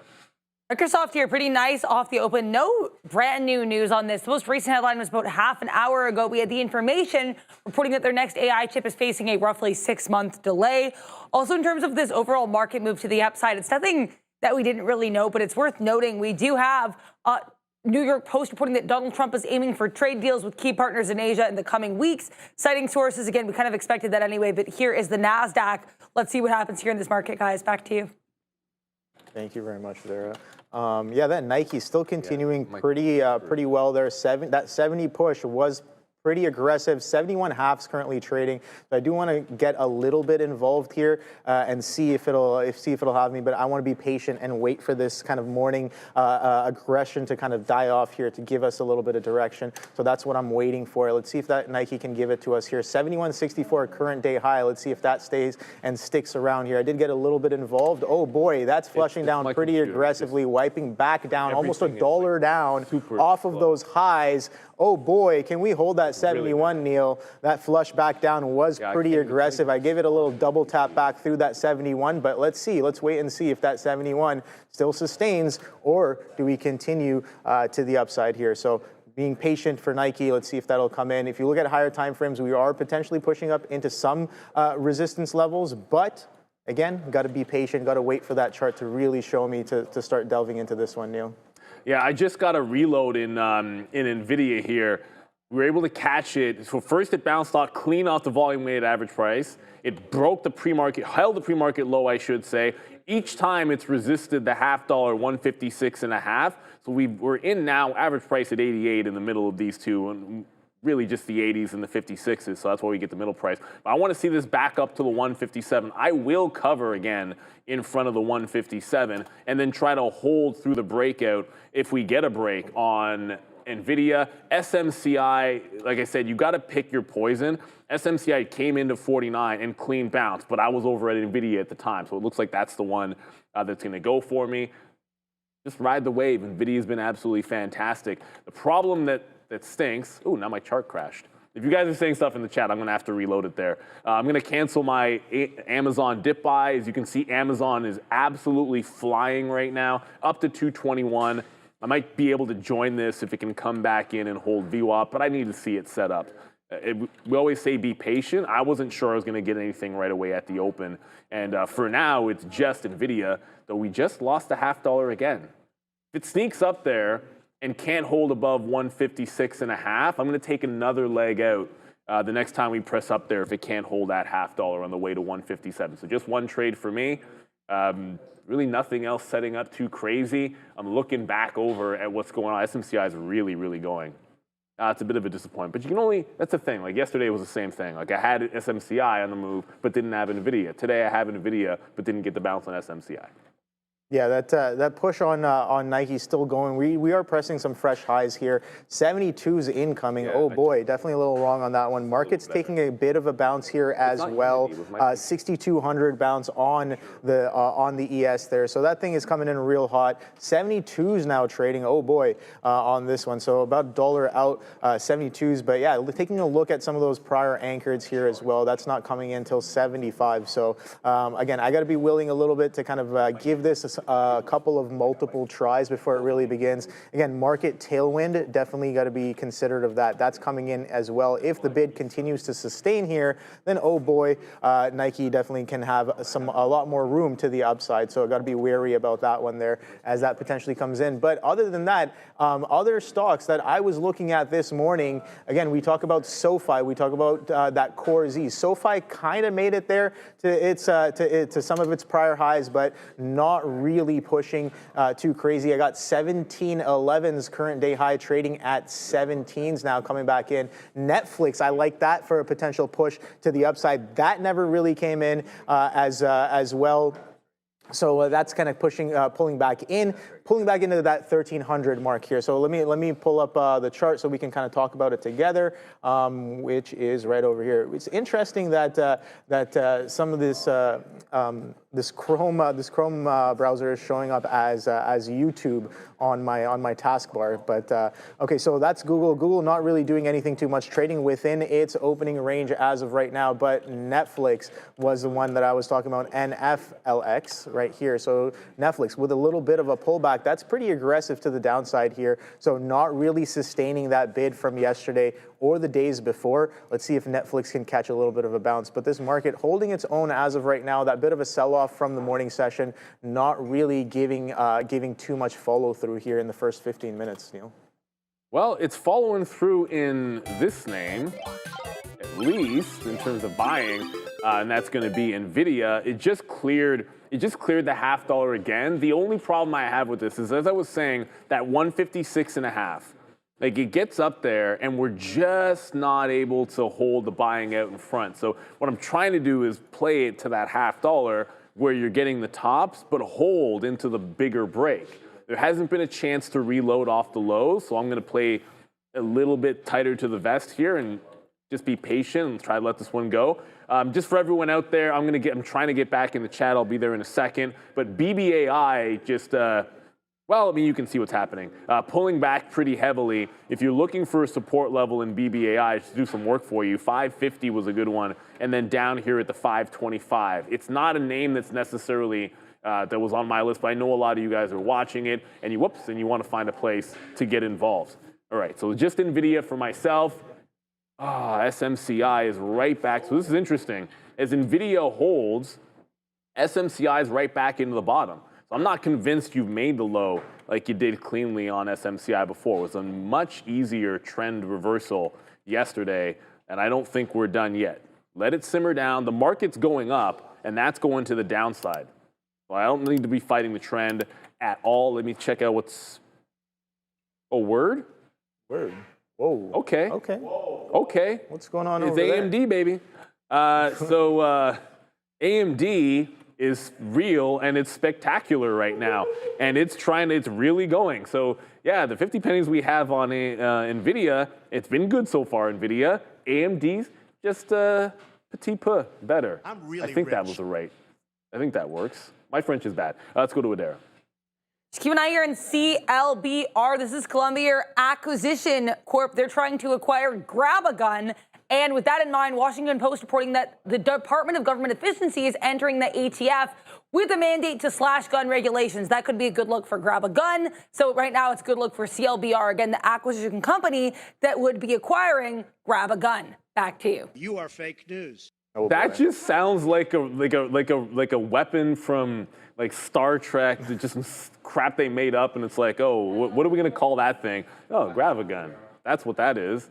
Okay, whatever. It's AMD's party, and we're all just trying to be, wow. Yeah, we're all just trying to have fun with it. I wish I could tell you that I'm in this one. Today liked NVIDIA better, and that might have been the wrong one. Just double check. I mean, I have NVIDIA up. It's still really not holding above this 50 level. Higher lows, good. I think it's a hold, but I want to see it do a little bit more before we think about our next move. Right now, I'm just in hold mode. And bye-bye HIMS. Oh, damn it. Remember we were talking about HIMS? About that continuation. We did not get to HIMS. Sorry about this. A lot happens in the morning show, and HIMS wasn't on the watch list, and we didn't cover it, but it made the double bottom, triple bottom technically, and is now breaking away at 47. Gap fill has room to 50. If you remember this day, 50 resistance, 55 resistance. Those are two spots that we think HIMS can get to. Makes a lot of sense to me. But this market seemingly not screaming. We just lost VWAP here on the pull market. back in. Yeah, there's no. I don't know. I know you're in Nike. I can't find a trade in Nike. And as I look over, NVIDIA is trying to come back in through VWAP. So like this bull run early might be abating here. If we can't hold the volume weighted average price, I want to be out looking for the low, take our profit, and look for the next trade, I guess. Yes, sir. So I think that's definitely something to watch out for. SPY is kind of pulling back. Oh, okay. I think we're going to Daryl. We'll be right back. Hi, sorry about that, guys. Keep an eye on TDOC, really strong off the open. Teladoc Health, I'm not seeing any news. It had a run earlier this week, I believe, as well, and it does have about a 12.5% short float. Palantir also on watch. I'm not seeing any news on this, but this sank right off the open. So PLTR looking pretty weak, even though it is near all-time highs. Back to you. Oh, hey, Palantir. I was looking over. It's like Coinbase. I see Ronald in the chat here mentioning Coinbase is looking relatively weak and it's trending to the downside. That Palantir that you just showed is not looking very good. This is what the Nasdaq is doing right now. We just tried to catch VWAP on the Nasdaq futures, and we just wicked it. So while we had a good bounce, it's not looking that great for this open. We might just end up in a little bit of a trend down. I did say the best reverses came at about 950 to 955 yesterday, so you might just have to be a little more patient than we are to that point. NVIDIA just closed under VWAP, so I know what my rules are, and if it doesn't age well, it doesn't age well. Now we've closed under VWAP. I'm out if we break this low, and I'll wait for another opportunity. We got the opening press on the dip, and ultimately it hit 157, then dipped in. So I didn't get this first. It hit 157, then we bought the dip, couldn't get past the $0.50. But if we lose this support under 156, I want to jump out so I don't lose on the last bit of this trade, and then look for something a little bit better. As we try to bounce here, Amazon did not come back into the lows for me. So no trade yet in Amazon, but this looks pretty strong. That's higher lows holding out very nicely. So NVIDIA just came out for a small profit on the last little bit. We'll regroup and look for the next entry. And it might be Amazon making some higher lows here. Yeah, I'm waiting. Being patient for the next trade. There, the SPY definitely catching a little bit of an aggressive bounce here. 613s we were talking about. So that trend from that pre-market definitely coming in as a bit of a reversion here. We've reverted about 50% of that move. You can see that kind of reflected here, both the Nasdaq and the ES. ES a little bit more than the Nasdaq itself, but we're taking a little bit of a pull up off the pullback that we've had in the pre-market session here. So yeah, Nike still holding up its own pretty well here. 72 halves is the current day high, pulling back through that 72 VWAPs all the way down at 71s. So keeping an eye out on that one there. Again, earnings day one, pretty solid earnings there, and attempting to push up into some potential key levels here on Nike, and Nike definitely just doing an Apple pulling back as well, 203s, 202s. So same kind of trade you were talking about yesterday. So you were, or this morning, you were like, oh, Apple cannot sustain 203s. Guess what? It's doing a little bit more of the same. You can only do one thing at a time. What's that? You can only do one thing. Yeah, you can only do one thing at a time. But yeah, no, Apple's looking pretty nice here as well. Amazon, oh boy, that thing continuing to push even higher as of right now. So that multi-day run up on Amazon, Neil, is following through. And this market, a bit of a bounce here on the market, definitely helping us out as well. But yeah, let us know in the chat, what are you guys up to? What are you guys CYN halted down. Oh boy. Remember, second offering. They dropped an offering yesterday. They dropped another one, as you can obviously tell here at about 9 o'clock. It was a $7.50 offering, 17.2 million shares. The current theoretical auction price is $20.60, so slight open down now, $20.50. So a halt to the downside here for CYN. It looks like for now, at least in the short term, it was the right exit point on NVIDIA. We didn't really get the tops of these wicks, but we got pretty much the best that we could, and then maintain profit by getting out under VWAP. It doesn't always look good. You've seen me trail out of these things, and it goes higher, and I look like an idiot at the end of the day. But this time, the market does seem to be coming back. So if that's the case, I got to play patient with it. I'm looking for it to hold these lows. The other thing, I'm just going to slide over to SMCI as well, because this name, all the way back, we're almost at that 48 level. So you're still in the downward trend. This is where I'm looking for those bottom wicks to be able to get in. NVIDIA is a little bit stronger, like just a hair stronger. So it's probably going to do it first if I had to guess between the two. But SMCI is also on my radar. Can't get the dip buy in Amazon. If I'd been more aggressive, it was a moment that I was trading NVIDIA, so I probably wasn't going to get Amazon. Yeah, so I did get stopped out of that Nike there, as I did get a little bit aggressive on that 72 half. This thing is still pushing here to the upside. 73s now incoming. I was like, yeah, we might get something significant happening here in and around that 75 level. Nothing too crazy other than the push all the way up into some of those levels here. So I'm being patient and watching. I did like the short here in and around the 72 area. I did get involved a little too early, but again, going to be patient and wait for it to potentially come in here as the markets do consolidate a little bit higher here. Coming back is what I mean is coming back into the prior consolidation here. That's what I mean. So revisiting some of that prior consolidation from the pre-market session on both the Nasdaq and the ES here. And Nike, oh boy, that thing is continuing to push higher and higher here. That 75, Neil, maybe we will see that 75, but I'm waiting to see if some of these key levels potentially sustain, and I'm going to continue to get involved until it shows me otherwise here on Nike. But yeah, leave it in the chat. What are you guys trading? What are you guys involved with? Lots of things I'm sure are moving around. I don't really have eyes on everything all at once. Like Neil said, can't do almost everything. But you know, snap. Yeah, no, like, yeah, I mean, yeah. Not like snap, Okay, like literally Snapchat. Let's go right up to the desk and Dara's got what's going on with Snapchat. I did mention it earlier because the news is kind of tiny, but I just saw this because some people talking about this in the chat, and I mentioned it in the show chat. Long story short, Edgewater Research has what I can only describe as a backhanded analyst note about Snap. They said it's going to be a really low bar for the company, but they do see slightly above expected earnings. So again, this is by no means a positive note, but good look right now for the stock anyway, SNAP. Back to you. Well, price doesn't lie, and right now Snapchat's going to the upside, so good for Snapchat. There, whether we like it or not. Yeah, there goes NVIDIA. I tried it with a tight stop bouncing off the low, but as I said before, now we're trending down. If I'm going to take a shot off that low, then I want like a hero trade where I'm not giving it a bunch of room. And if we're going to trend down, the next spot isn't until actually 154. So I'd be careful with these chips. It looks like we're still trying to work back in. The other thing you got to think about is this had already, if you look at yesterday, you had several bounces before the big one. So you got to be patient enough to wait it out. I know SMCI, I'm looking for a similar thing. I'm going to get to Intel. I see a lot of people yelling about Intel in the chat or typing about Intel. There's just a lot of people exuberant about it. I'm trying to pick up Amazon in front of 220. Hasn't happened yet. I don't want to move to VWAP just yet. It's a little bit early for that. I still think there's a chance we can get this dip and get the long in Amazon. And before we go over, back to Obi, Intel, as a lot of people are saying, like AMD, super strong. So you have NVIDIA, early long good, and then breaking down, but you've got AMD and Intel super strong in its stead. Yeah. So guys, level up your trading game with Prop XP.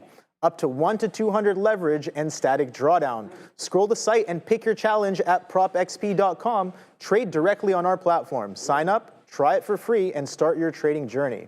Enjoy rapid payouts and real human support, no bots. Rated 4.6 stars on Trustpilot, trusted by traders worldwide. Right now, get 50% off with code TraderTV. Links in the description.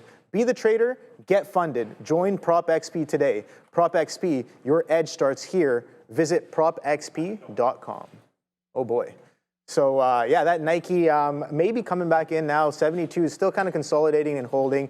So got a little bit more involved on that one. Let's see if that can potentially come in a little bit nicer here. Let's see if we are finally here on the right side of the V. The market coming in quite nicely here. 613.8 on the Spider, pushing back up into highs there, and the Nasdaq still holding a little bit within that consolidation. The question becomes, can we push strong enough to get all the way through some of those highs and continue that bit of a trend that we've been seeing here on the markets? But like I said, it is a Friday, Neil, and yeah, let's see if we catch a little bit of a breather going into the end of the week. A lot of things are closing strong. Another name that again I should be keeping eyes on, guys, is Circle. What is Circle been up to? I'm curious to know. Again, that name being, oh boy, Neil, look at that.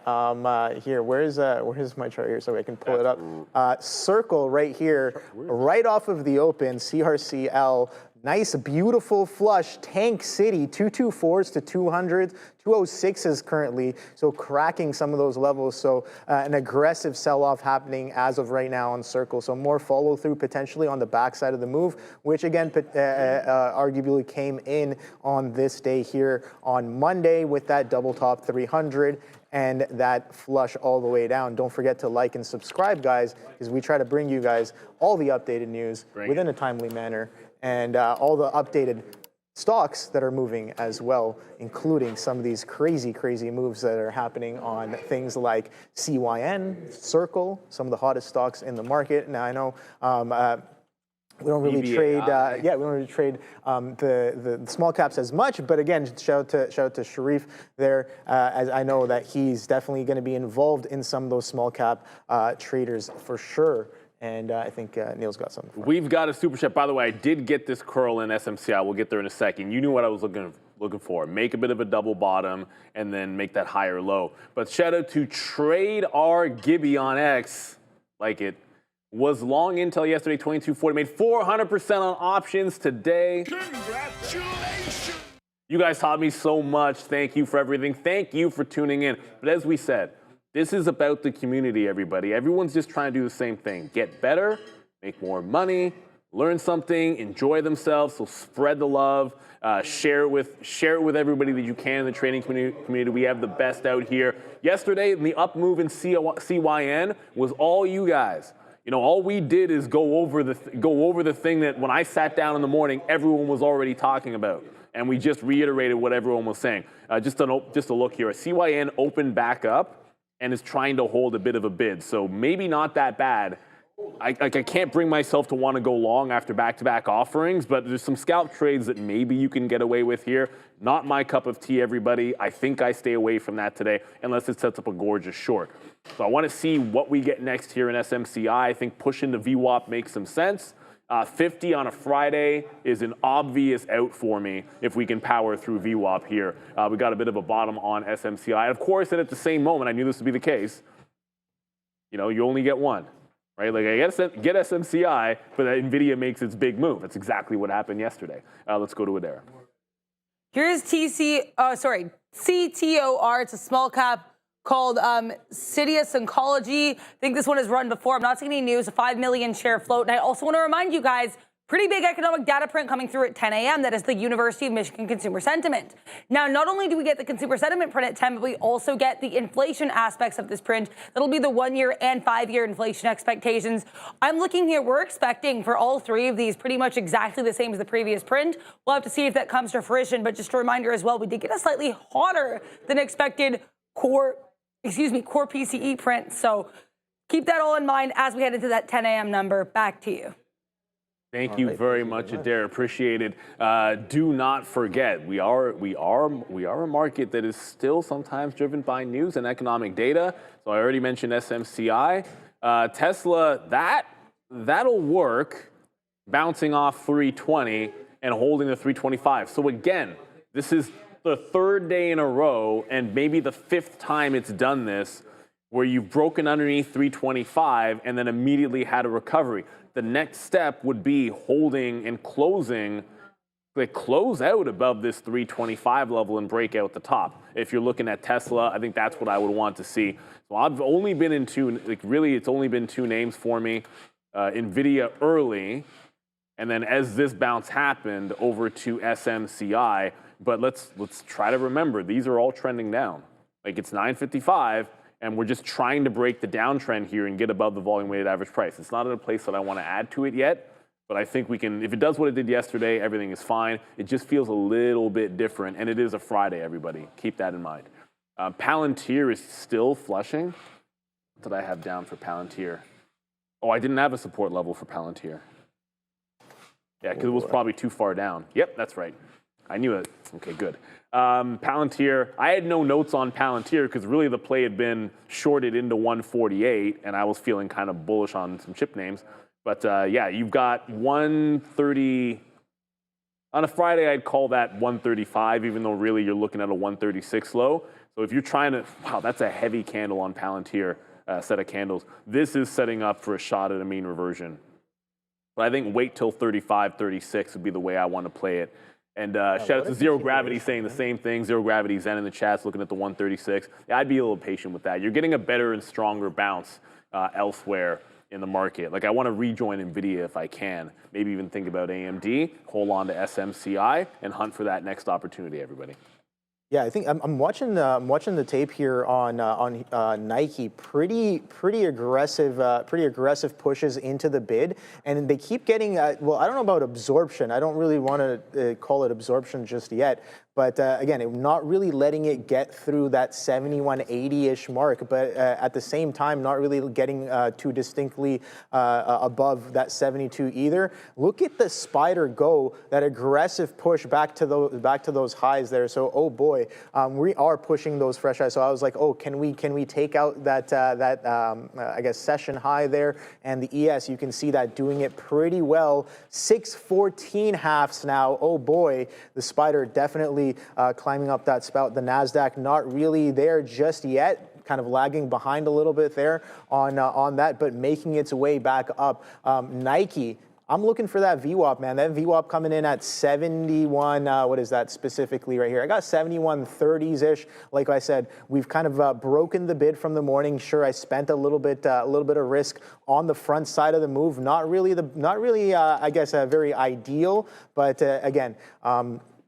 A little bit distracted again, but kept it light enough that I can relatively manage that okay. But the spider, oh boy, that thing is coming in real high. Again, Neil, one of my top ideas today was the SPY continuation, and I'm just like, all right, well, look for a bid, and guess what? That bid is definitely coming in as of right now. You know what else you liked? 2 minutes till that. Yeah, SoFi. I did you like SoFi. SoFi went 17 to 17 quarter, and it's now again. This is making higher lows too. So SoFi looks really good. I know that was one that was on your note.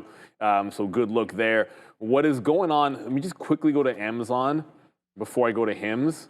So Amazon, I've sort of moved on from getting this at 220 bucks, and will accept that the trend, and it's got a little bit of a trend now that it's 10 o'clock, is pulling me into VWAP. So I'm going to try and go long in front of the volume weighted average price. That allows me to cover if it breaks down under and loses the trend line. So SMCI going, NVIDIA is trying to hold VWAP, so both of those in the pocket. I'm out of NVIDIA into SMCI, but both of those still look okay from the lows. Going to try and get the dip buy in Amazon.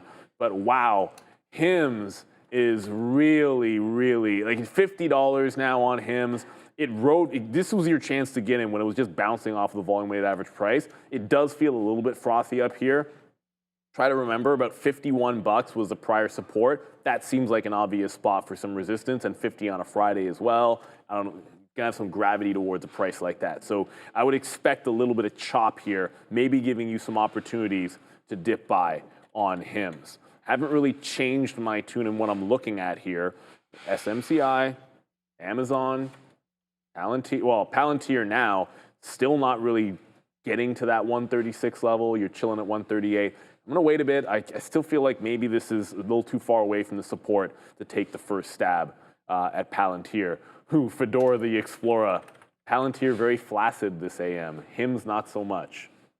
Well played. Well played. Yeah, that Palantir, man, again, I'm looking at it. Okay, so Nike actually got down to VWAP. I was nice. Being a little stingy. I was like, all right, well, I want that 30 penny, and I'm posted on those 30s, and I'm like, it's kind of holding those 50s, maybe pushing down in the 40s. I'm like, you know what? This is that VWAP test that I was looking for. I'm just going to get out of it. The chart here looks crazy, but we'll be right back with Adara with the numbers. Let's wait and see here what we get. We are waiting, of course, for the University of Michigan Consumer Sentiment forecast, 60.5. Previous print, 60.5. We also have the 5-year inflation expectation. We're expecting 4.1% in line with the previous print. 1-year inflation expectation, 5.2% versus 5.1 previous. Okay, we get a slightly better than expected University of Michigan Consumer Sentiment print, 60.7 versus 60.5 expected, and lower than expected inflation expectations. So 5-year get 4% versus 4.1% expected. University of Michigan 1-year inflation expectation 5% versus 5.2% expected. So sentiment a little bit higher, and we're expecting inflation to be a little bit lower. Not a bad look for this market, which is pushing to the upside, continuing this little rounded bottom look. So nice look for the market. Here's Nike, of course, on watch. Day 1 earnings. And to be clear, revenue actually down double digits year over year, but it did beat expectations. So good look for the company. Then we have Coinbase and Circle, 2 names that were strong for a lot of this week, but right now giving up a bit of that move. So some, I guess, week-long or longer-term sentiment reversion plays may be on watch for this exciting Friday session. As we send you back to the guys, make sure to like and subscribe. Yeah, you're getting some of those crypto names that are going to the downside, and everyone in the chat, well, most people in the chat had been referencing Coinbase was like the most popular name getting thrown around there. Bitcoin did have it was an initial move up though, and then we slid back down on Bitcoin, so it's not like it was crazy. But if you look at Coin is still falling here, right at those lows. You're going to see Circle doesn't have a green candle in it. Look at this spot. Like this is absolutely like your market breaking out the highs right now, and you've got one of these squeeze names like Circle, which again valuation who knows, continuing lower. The bottom yesterday was the 195. This is probably going to be a popular one people are trying to catch the bid on, but I'm not going to be one of those people. It ain't going to be me. I just when it's coming in like this and nobody knows how to price it. Let it settle down first. You know, it'll tell me when it's made a bottom, as far as I'm concerned. So I just got VWAP on Amazon. What I do like is when we get the numbers out there, we got a bit of a spike. What I don't like is the lower level resistance at 221.25 just held on that spike.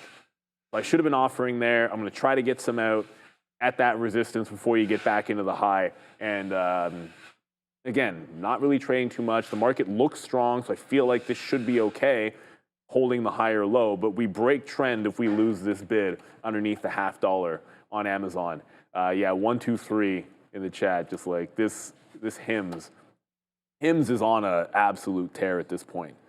Yeah, there's probably not a more gorgeous looking one. It's a home run if you got it.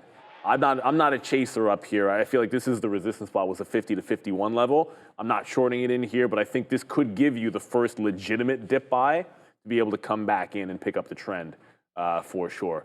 Here we go. We got a super chat here from Timmy. Can we check NCLH? Yes, we can.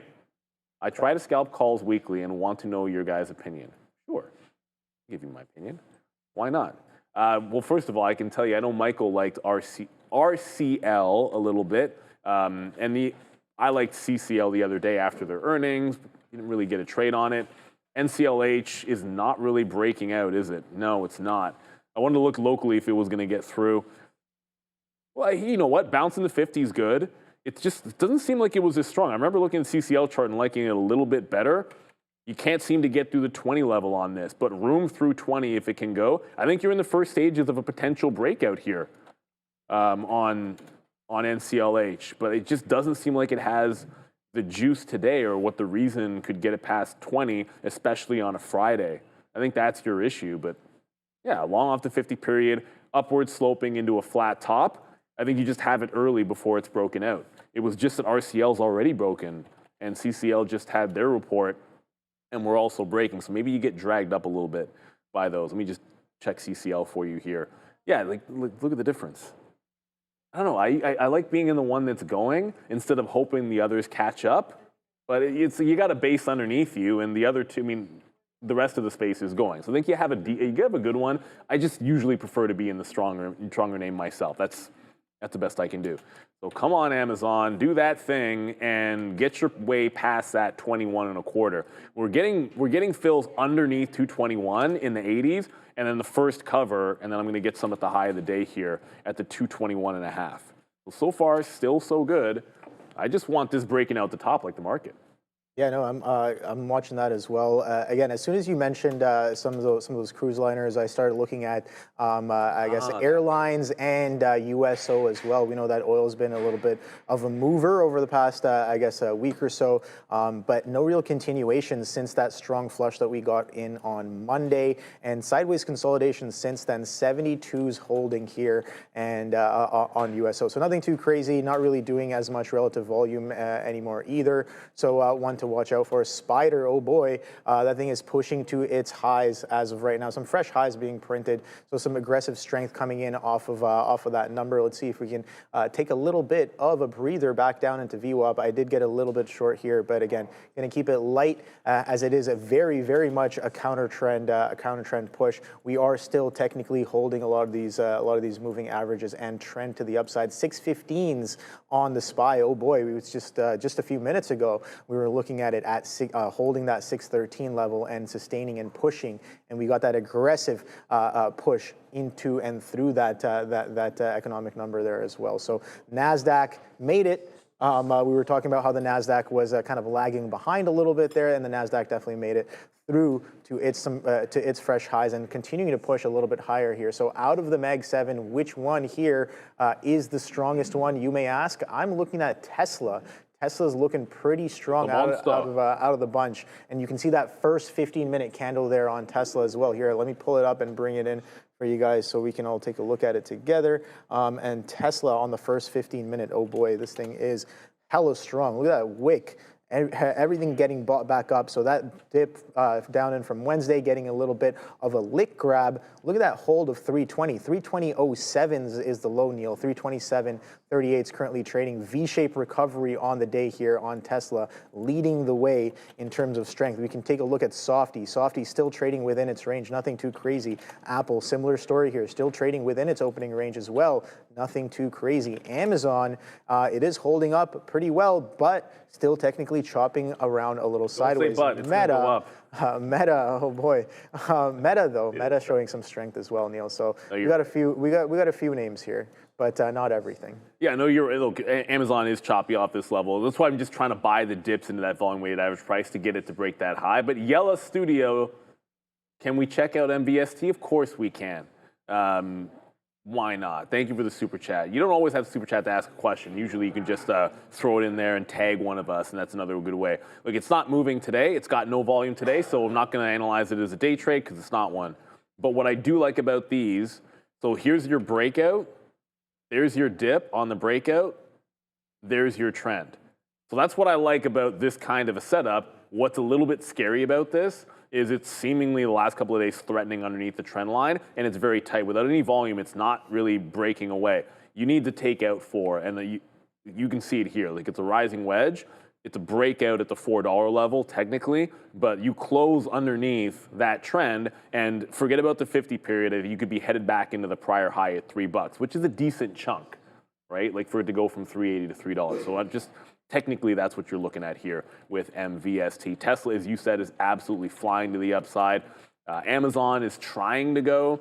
Got the next offer, just trying to get out in front of that high at 221.5. As far as SMCI goes, it's really slow. Whoa, that's wrong. Let me just, yeah. Why am I bidding 46.60 on MSCI?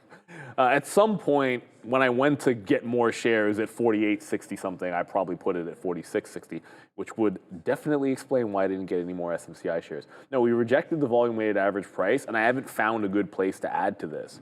Like, it's still trying to hold trend line up, but reject VWAP, and then hasn't given me the real buyback on trend. As you can see, it's kind of trying to break the trend now. So if we lose break even, I'm out of this, and it hasn't broken that trend.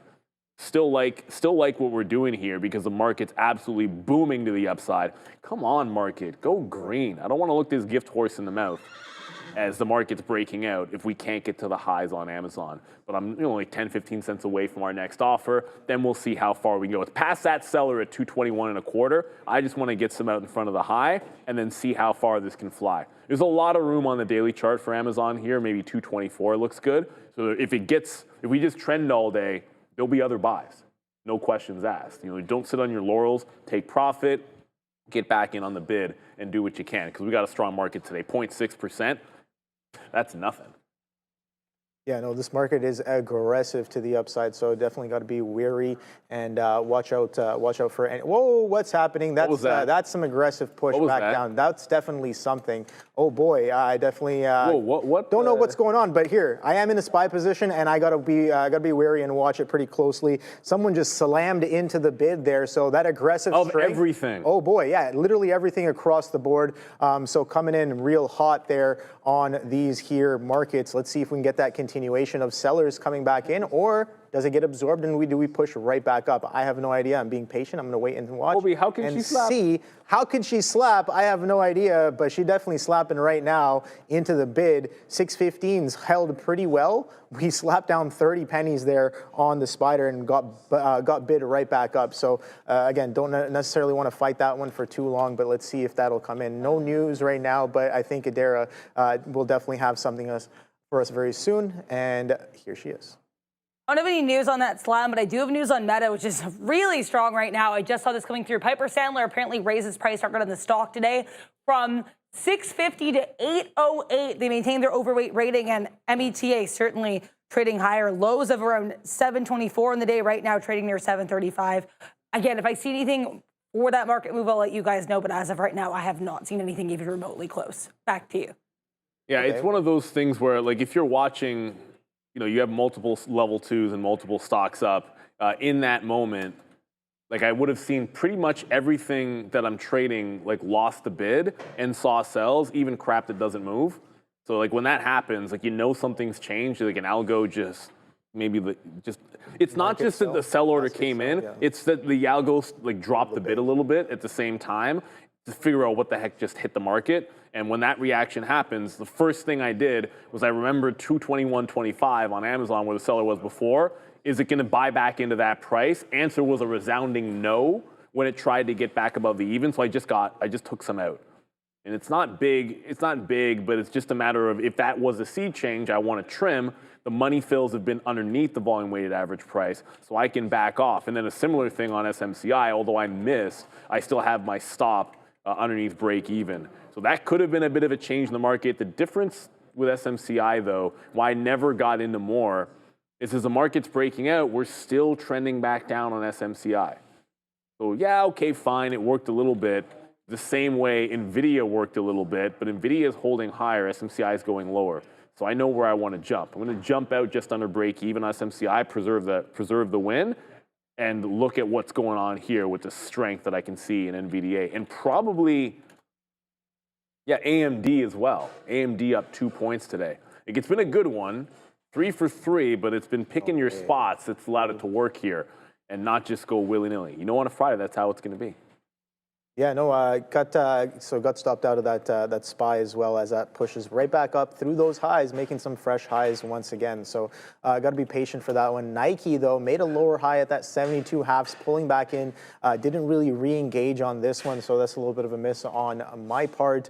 But going to continue to watch this SPY here again with that first sign of aggressive selling coming in. Palantir. The question now becomes: are sellers going to start to push in here, or are we going to get more of the same and just to get a grinding bid into the close here? I have no idea, but I do want to participate and get involved in anything that is a little bit suggestive to that bid kind of breaking down. So let's take a look at the SPY here and see what it's been doing since the morning session. And you can see here, SPY, pretty aggressive push on the spider. You can see all the way down from a low, all the way up from a low of 612.70s, and we got a high of 615.50s. They're currently trading at 33. So yeah, pretty aggressive bid. Still hasn't really broken trend, but waiting, being patient to see if that'll even happen today.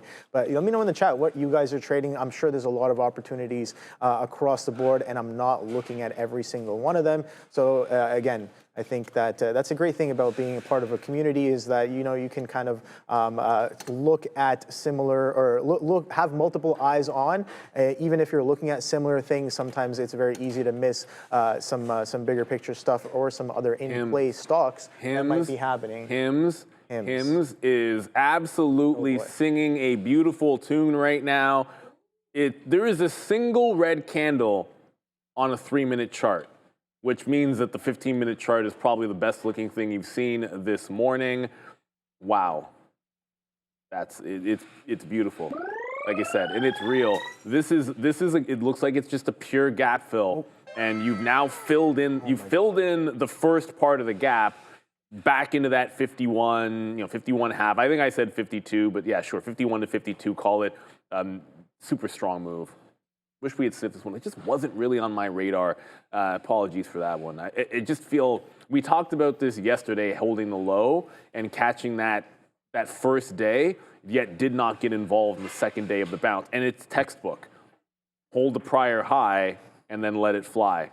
So that's Hims. It looks great. I'm not chasing it. I've said I'm waiting for the first big red candle to see if I can make a determination.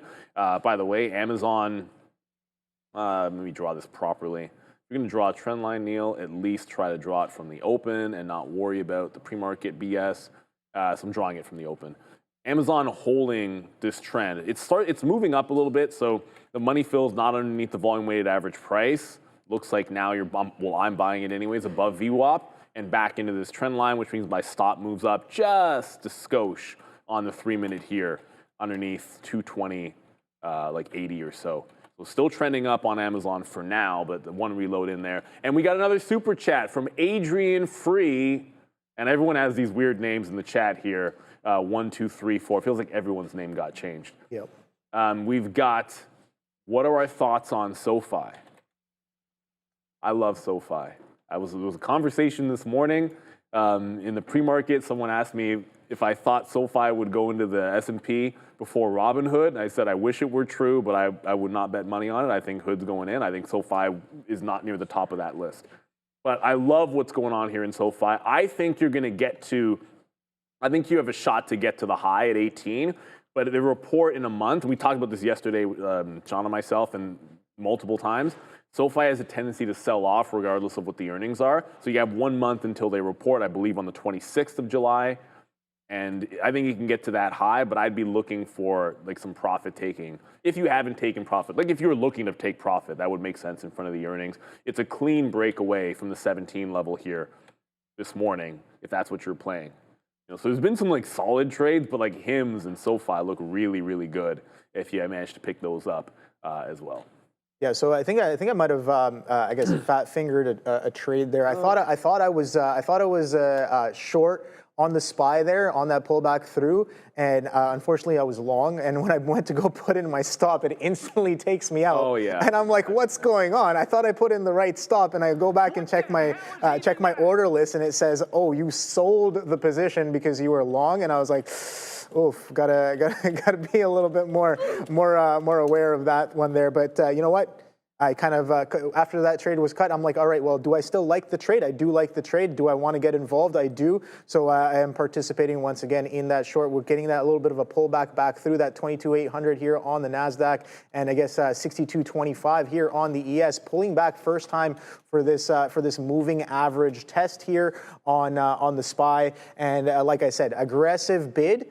This is the first time it's kind of broken, so I want to be involved. I want to stay participating in that bid break. I was a little too early getting in on the front side of the move, get wicked out into the highs there. But you know what? That's perfectly fine. I do want to stay a little bit nimble here and see, do we hold moving average? Again, markets are pushing all-time highs here. I think net long definitely the trade here, but I like a little bit of that counter, that reversion as well.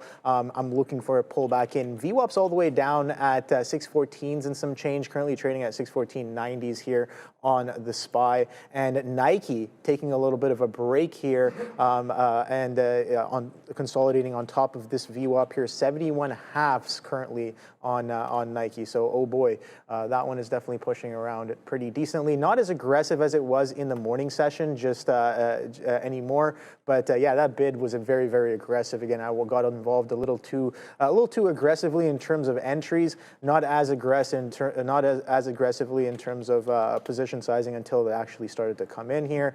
Kind of managed that one pretty. I guess got myself out of that one a little bit there. But this spider still holding as of right now on top of the moving average. So let's see, do we still hold trend, or are we taking a little bit of a breather? I'm looking for a little bit of a breather, I'll be honest. But again, can't be fighting the trend if it's going to stay aggressive. We know that every significant strong flush and sell into the market has been bought up over the past couple of weeks. Let's see what's going on with small caps though with Adara. There's not a lot of shining stars, unfortunately, on today's small cap recap. In fact, one of these isn't really a small cap, which we'll get to in a minute. But if you guys want more small cap action, including the things that develop midday, definitely check out the midday show from 11 a.m. to 2 p.m. with Tariff and Joe. In terms of the IWM, here we are. Oh, what happened? There we go. Yeah, just kind of curling a little bit here to the upside. Nice longer trend on this 15-minute chart. But a little bit of indecision. We have this bottoming tail candle right out the open here at 215.21. Then we reject this 216.64 level, rejecting pre-market highs. So a little bit of indecision right now for the Russell. Certainly not indecisive, though, is SVRE. Saver one, this is an Israeli company. That's really all I can tell you about it. I couldn't find any details, but nice look here for SVRE pushing to the upside. Then we have Planet Labs, PL. This one announced yesterday morning they're going to be hosting a business momentum update on Tuesday, so maybe just positive investor sentiment. That 6% short float for PL very likely helps as well.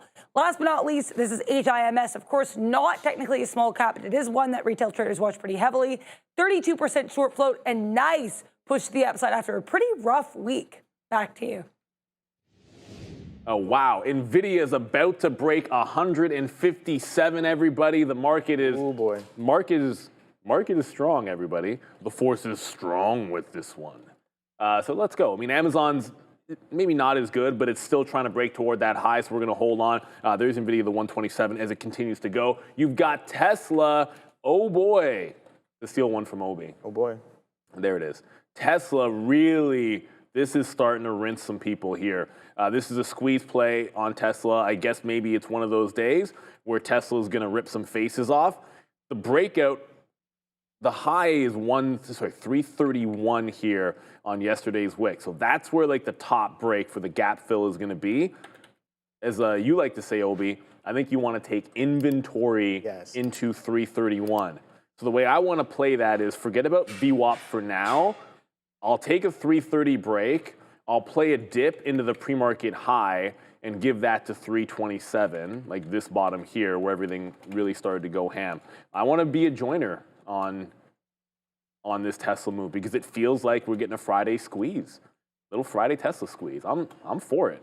We like when the stock goes up. There's no question about it. Like, the markets are more fun. You can make money in every direction as a trader, but it's a heck of a lot more fun when you make it going long. At least I think. Yeah, well, I don't know. I'm not gonna be biased one side or the other. It's not a bias. It's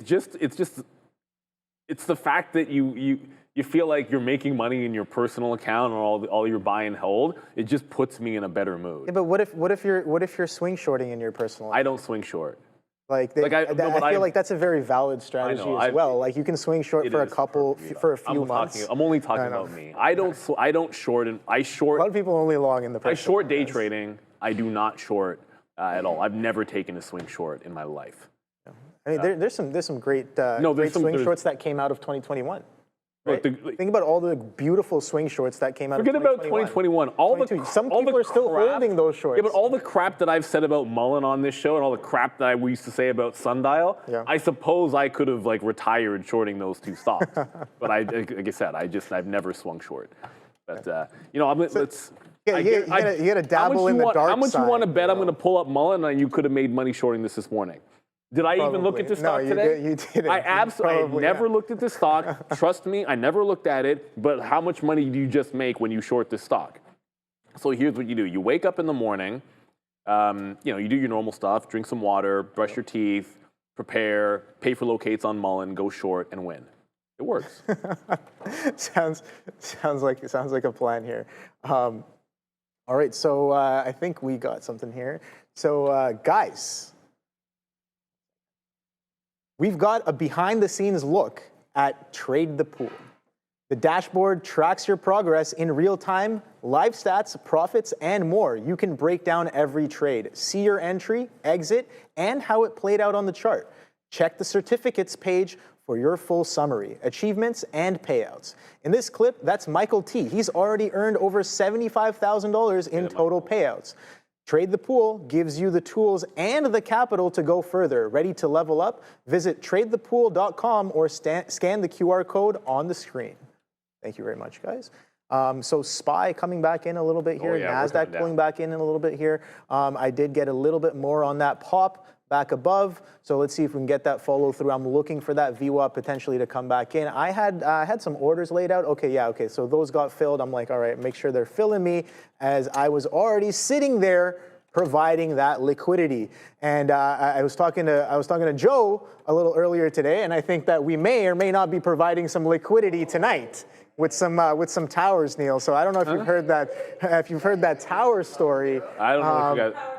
Huh? Yeah, okay, so tower time is happening today. Before we tell the story, I just want to let everyone know, I just jumped out of Amazon. I think we got a turn happening here. Was buying off of the volume weighted average price. We just lost support, so I just got out. My stop, for whatever reason, was only for half, so I punched out the rest. I'll hold on to SMCI for now because it's holding support, but it looks like we're turning here. But I have no idea what this tower story is.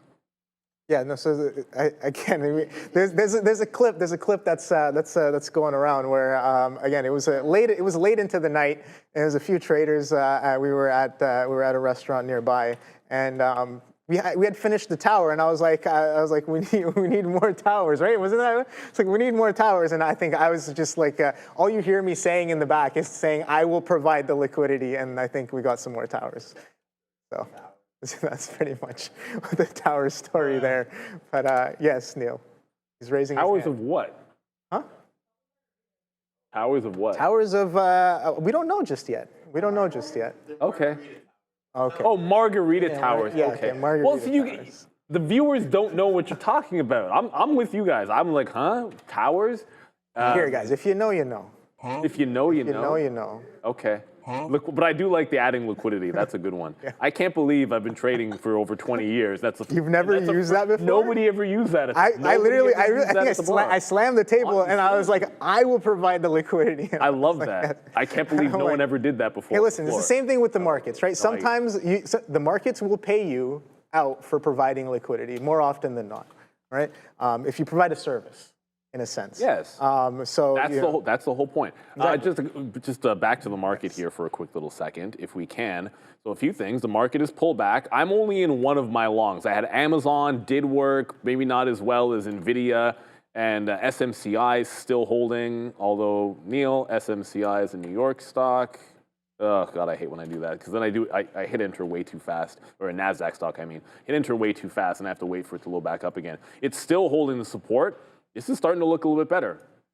The market's really coming down in, and it's holding out this 48.6. So we close this green. I think I have a place that I can add with the same stop, finally, on SMCI. But Tesla really pulling back. Like, this is aggressive action happening on Tesla. Here, hit enter twice. There we go. Look at it, wicked at 329. There was no buyer at 327 where I was looking, so I'm not going to sit on the bid if there's no buyer. The short's got to be great right now on Amazon. Longs early, now into the shorts. Maybe we do get a VWAP retest of 325 here on Tesla. That's what's going to have to hold. Otherwise, this strong upward move could be done. But you know what's holding? NVIDIA is gone meme crazy. NVIDIA doesn't have, while the market's pulling back, not a single red candle on the way back up since the volume weighted average price on NVIDIA.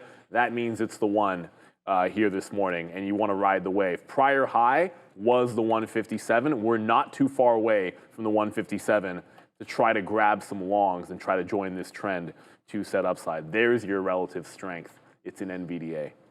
So yeah, NVIDIA going crazy there. Yeah, I'm just looking at my I guess a basket here up top. All of these Mag 7 stocks. Alphabet, interestingly enough, is pulling to its day low. Same with Apple. Again, distinctly different. Yeah, day low on Apple and Alphabet, and maybe Amazon as well. So NVIDIA is the only one that is distinctly different here. Okay, so Spider, oh boy, so this one's climbing back out. Didn't really quite get down to VWAP just yet, so I do want to stay a little bit nimble. Oh boy, that's a lot of entries and exits here, but you can see relatively, again, I get clocked into the high a day, which is fine. But the important thing is that I get back in and I continue to stay involved as it shows me that it's working for me here. As of right now, we did kind of break this bid. This little teal line right here, you can see that I think is a 8 or 9 EMA, but whatever, it's a trend indicator right there, showing me a little bit of that trend, and you can see the trend is starting to dissipate here. The uptrend, the aggressive uptrend, we could still trend up. I would say technically, if we do hold higher highs and higher lows, I do have to be wary and watch out for that. Catching a little bit of a slowdown here. Didn't really quite get down to VWAP as fast as I was looking for, but that's perfectly fine. I'm going to stay a little bit patient. Like I said before, NVIDIA is really the only one that's kind of pushing in that direction. If you take a look at Tesla, though, we just pointed out Tesla not too long ago as being one of the strongest ones, and now it's switched batons with NVIDIA, and it is racing to the downside, kind of going back right now on Tesla. Where you can see that nice little beautiful, wow, look at that reversion happening right now. Where is VWAP, you may ask? We're right there, Neil. 325.44s currently trading at 72s. Oh, we're gonna get on the VWAP. Tesla. We're heading straight for VWAP right now. Oh boy, there it is right now. So gonna pack my patience on that one in the SPY short. If it continues to work, I would like some more of this as well. But let's see what's going on in the crypto world with Adara. I gotta try that. So it's very interesting here. As we have the market hanging out near all-time highs, here is Bitcoin, which is, as I've said, I am very reluctant to say this daily chart is still giving you lower highs and lower lows from the all-time high. And I think today we're really getting that rejection of that 108 halves area. We had that 112,000, we had 110,000, then we have 108,000. The next lower high, if we follow this pattern, maybe around 106,000, but I don't want to speculate. Let's wait and see what happens on BTC. Hopefully some support around 100,000, because if we don't get that, we're not only going to get that lower high, but we will also get another lower low. Let's talk about some of these other crypto-related names here now that we've taken a look at BTC Ethereum down here. I guess basically flat, hanging out to that 2,400 level. We have Cardano down about 1%. It's pretty boring day here in the crypto space. Everything's relatively flat, unlike this market at new highs. But one thing I want to mention as well is the discrepancy in how these different crypto names are trading. Circle, stablecoin name, really weak today. Coinbase, making new day's lows as we speak. MSTR was really strong. So these names are no longer trading in a pack, and that goes for both crypto and for the entities within the space. Back to you. day break on Apple. That continues to flush. This stock just looks like it's continuously weak, but that's not what I'm paying attention to. Here's Tesla trying to close above the volume weighted average price here. I did get a reload in SMCI that I'll get to, but I want to, don't go too far, don't go too far. Give me a fill underneath. Give me a fill underneath. You can still do it. Someone sell to 326, and I want the 325 half. Okay, now I'm going to show you we were able to get SMCI on a bit of a reload. Remember I told you the market was really pulling back, and this was just holding the line? When I see that, I'm like, I'm going to add in here, but what I really want to see happen is we break this downtrend and close above the trend line, and then I'll double up the position. So it didn't give the A+ entry because I caught it like up here instead of like somewhere down there. So we didn't really get all in, and then still don't want to be all in until we break the trend. But if we close above this trend line in SMCI, that's a double up. First out in front of the volume weighted average price and play back into the high. I like what I see there. Tesla, we might have missed our opportunity on, but never fear, as the market is holding, NVIDIA might be pulling back into that 157. I've only traded Amazon, NVIDIA, and SMCI so far. We'll see if we get into some Tesla, but this NVIDIA rocket ship, more all-time highs for them. Let's try to buy the dip and stay on trend.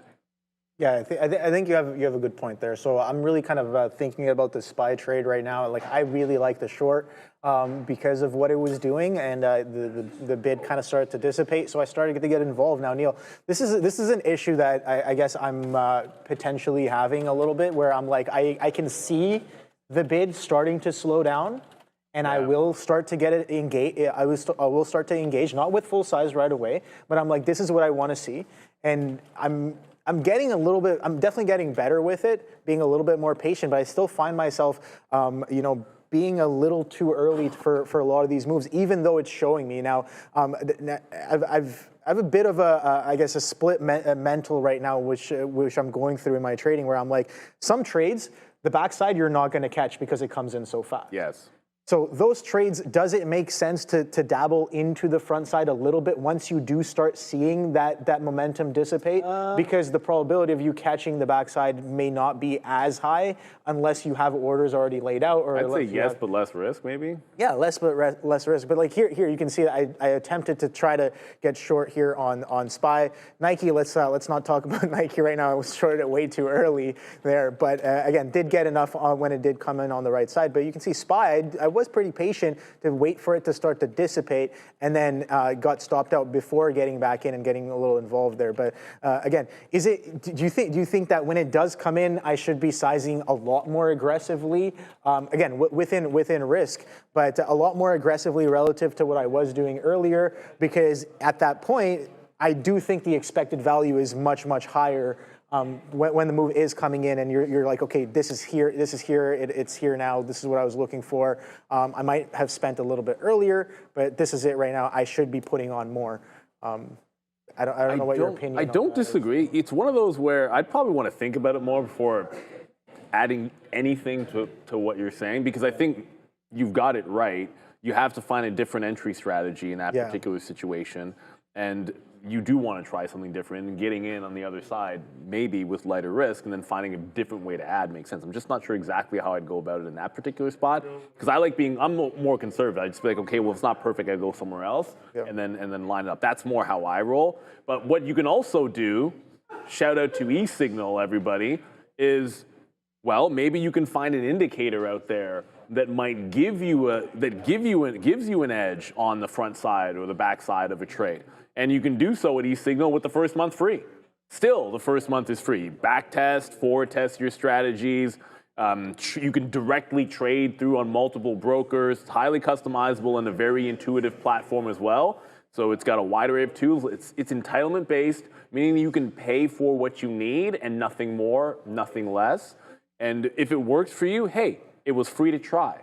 And if it doesn't, it was free to try. So step up your trading game and execute your best trades now. Scan the QR code that you see in front of you. Try it for free for 1 month, and if it helps, fantastic. I do want to acknowledge, I know we've been actively trading, the market's moving around a little bit here. We'll go back to SoFi. We'll check out SoFi at some point, but we had a super chat from Greek Bull here. Can you please share your opinion on APLD? You're holding 20K in stock at 12.15 and it's not looking good. Without even... Oh, market. Sorry, let me just finish this. Without even looking at this first, we're not here to give you investing advice. All I can do is look at the chart and give you my thoughts. Anytime you are ever entering a trade, you've got to have yourself an out first. I don't know what your risk tolerance is. I don't know what your account looks like. There's so much that I don't know that I couldn't even begin to answer. What I can tell you is what is happening here, and its fail broke out on the daily, but there is a sign of hope. It held this support and is trying to break the trend back up. If I was in this trade, that I'm taking this breakout with that kind of a stop, maybe you give it to 9, maybe you give it to 950. That's all individual preference and how you do things, but you're getting a bit of a trend break back in, and that does give you room to the 13 to 15 area on this trend break. So, but I would only be looking to enter on a trend break with a stop underneath, trying to get that 2-for-1 trade. You're in it already, you're saying out of the money, so you're just trying to catch the same way break even, but I would hate to see this lose $9 if I was in it. That's just my 2 cents. Let's go. I'm just going to go back to NVIDIA. We got that dip into 157. It's now breaking the highs because NVIDIA is NVIDIA. SMCI, we got the dip. I'm going to get some out in front of VWAP, and apparently we have some news. So if it's news-based, I want to take some profit on the push and go to the desk with Adara. Let's take a look here at the market, and we'll do sector watch while we're here because why not? It's basically 10:40. European Union and the United States are apparently confident they will reach a tariff deal by the July deadline. That is reported by Bloomberg. Now, them being confident in reaching the deal does not necessarily mean they will be able to reach the deal, because I want to clarify that the wording of the headline is not that they will, it's that they're confident they will be able to. So again, Bloomberg reporting that the EU and the US are confident they're going to be able to reach a deal on tariffs by the July deadline. Also, before we send you back to the guys, let's do our sector watch. And as you might expect, pretty great across the board. Now, there are some exceptions. JP Morgan was hit by a bear downgrade along with B of A, and both of these, as you can see, a little bit weaker than their peers, but the finance sector generally strong. Health technology, with the exception of Eli Lilly, looking pretty good too. Producer manufacturing, green across the board. Consumer services, green. Utilities, green. Health services looking great here. Electronic technology, Apple, a little bit red, but a lot of these other names really strong. Boeing up 3% today, getting a positive note this morning from analysts, so good luck. Technology services, though, a little bit more mixed. Netflix still hanging out near all-time highs, but Palantir down about 3%. PLTR on no news that I could see. So pretty mixed look for some of these sectors. Generally, the green, the one notably red sector is going to be energy minerals. Back to you. It's wrong. It's wrong is wrong. Oh, shout out to Luca. I don't know if he's. I'm looking back at some of those reversals, because in a moment like that, I want to see what immediately recovers and what does not. So Amazon, which obviously, okay, fine, hindsight, probably should have reversed the long on that bounce into a short. That would have been nice, but we didn't do it. That did not bounce. Apple, which I thought maybe we can fade into that up move if it was Fugaze, that's a pretty strong reversal on Apple. To me, that doesn't look like something that I want to rush into for a reversal. NVIDIA, yeah, it probably made some. I wanted to see if I could hold through the break of the $0.50 and holding on NVIDIA, but it's still upward trending. It might make some sense to get out if it breaks trend, but I still want to buy back into the 157 level. This is just so strong today that it makes sense to me. SMCI, you saw, like the first thing I did is like, oh, it's breaking for it and I'm taking profit. It's a first close above the trend line, and it happened as we're spiking through on a bit of a market-wide push. So I want to see it still maintain above 48.8, close it above the trend line after that little shock, then I can add back in and we continue to play the trend. So still the chips are strong for now. NVIDIA obviously stronger than SMCI, but both have been, it's weird, kind of downward trending, but it's been okay to the long side. NVIDIA much, much better. And AMD pulled back nicely. Look at it hold 145. That looks like a great level for AMD. That can bounce. I mean, I'm in 2 chip names already, so I'm probably not going to trade this. But yeah, 145 looks like a good spot. Low risk here, but the market already coming back in. Are we going back to Adara? Back to Adara. Do you guys remember OST from yesterday? Because if so, or if not, I'm going to give you guys a little bit of an update. So OST yesterday, this is called Austin Technology Group. It's a Chinese name with a primary listing on the Nasdaq. Yesterday, as you could tell, it did this. We could not find any news. Now the company has apparently filed, as of, I'm just seeing this come through right now, they filed to say they don't have any undisclosed material matters, and they do not know why the stock did this. It is worth noting, as I mentioned yesterday, there's an individual on X, pretty prominent, I guess, FinTwit person on X by the name of Nathan Michaud. He said that this is actually not the first Chinese ADR, or sorry, not Chinese ADR, but Chinese Nasdaq listed name that has done this. He listed JYD and CLEU. So this seems like a little bit of a pattern within this subsector of Chinese names listed on the Nasdaq that kind of do this move. Either way, OST, apparently the company is saying they have no idea what happened yesterday. So we still don't know, but what we do know is there's nothing that they're, I guess, at least according to their filing, that's been hidden from us right now. Back to you. This Classic is pump and dump. I think it was he had the same name. One of our viewers had this short at 9:22 yesterday, and he had a similar name to a Chiefs football. I think it was like Derek Thompson, maybe, a Chiefs linebacker. So if you're in the chat, Derek, congratulations. I know you got out. I think it was 9.20 to 70-something cents, which is, you know, like that's a career maker trade right there. No questions asked. There is a weird bottom. There's a bottom down here. It looks like at 10 to 15 cents. So if you happen to see me slide into this and you see OST with a 10 or 15 cents, it means I'm taking a shot with a stop underneath 10 cents to just see what I can get. I'm not saying I will trade it, but I did try to catch a bounce on this yesterday when it was a penny in the pennies, and I missed getting in. I might take another shot at this. 65 million volume. When it gets that cheap, the risk to reward gets pretty appealing. I can't lie to everybody.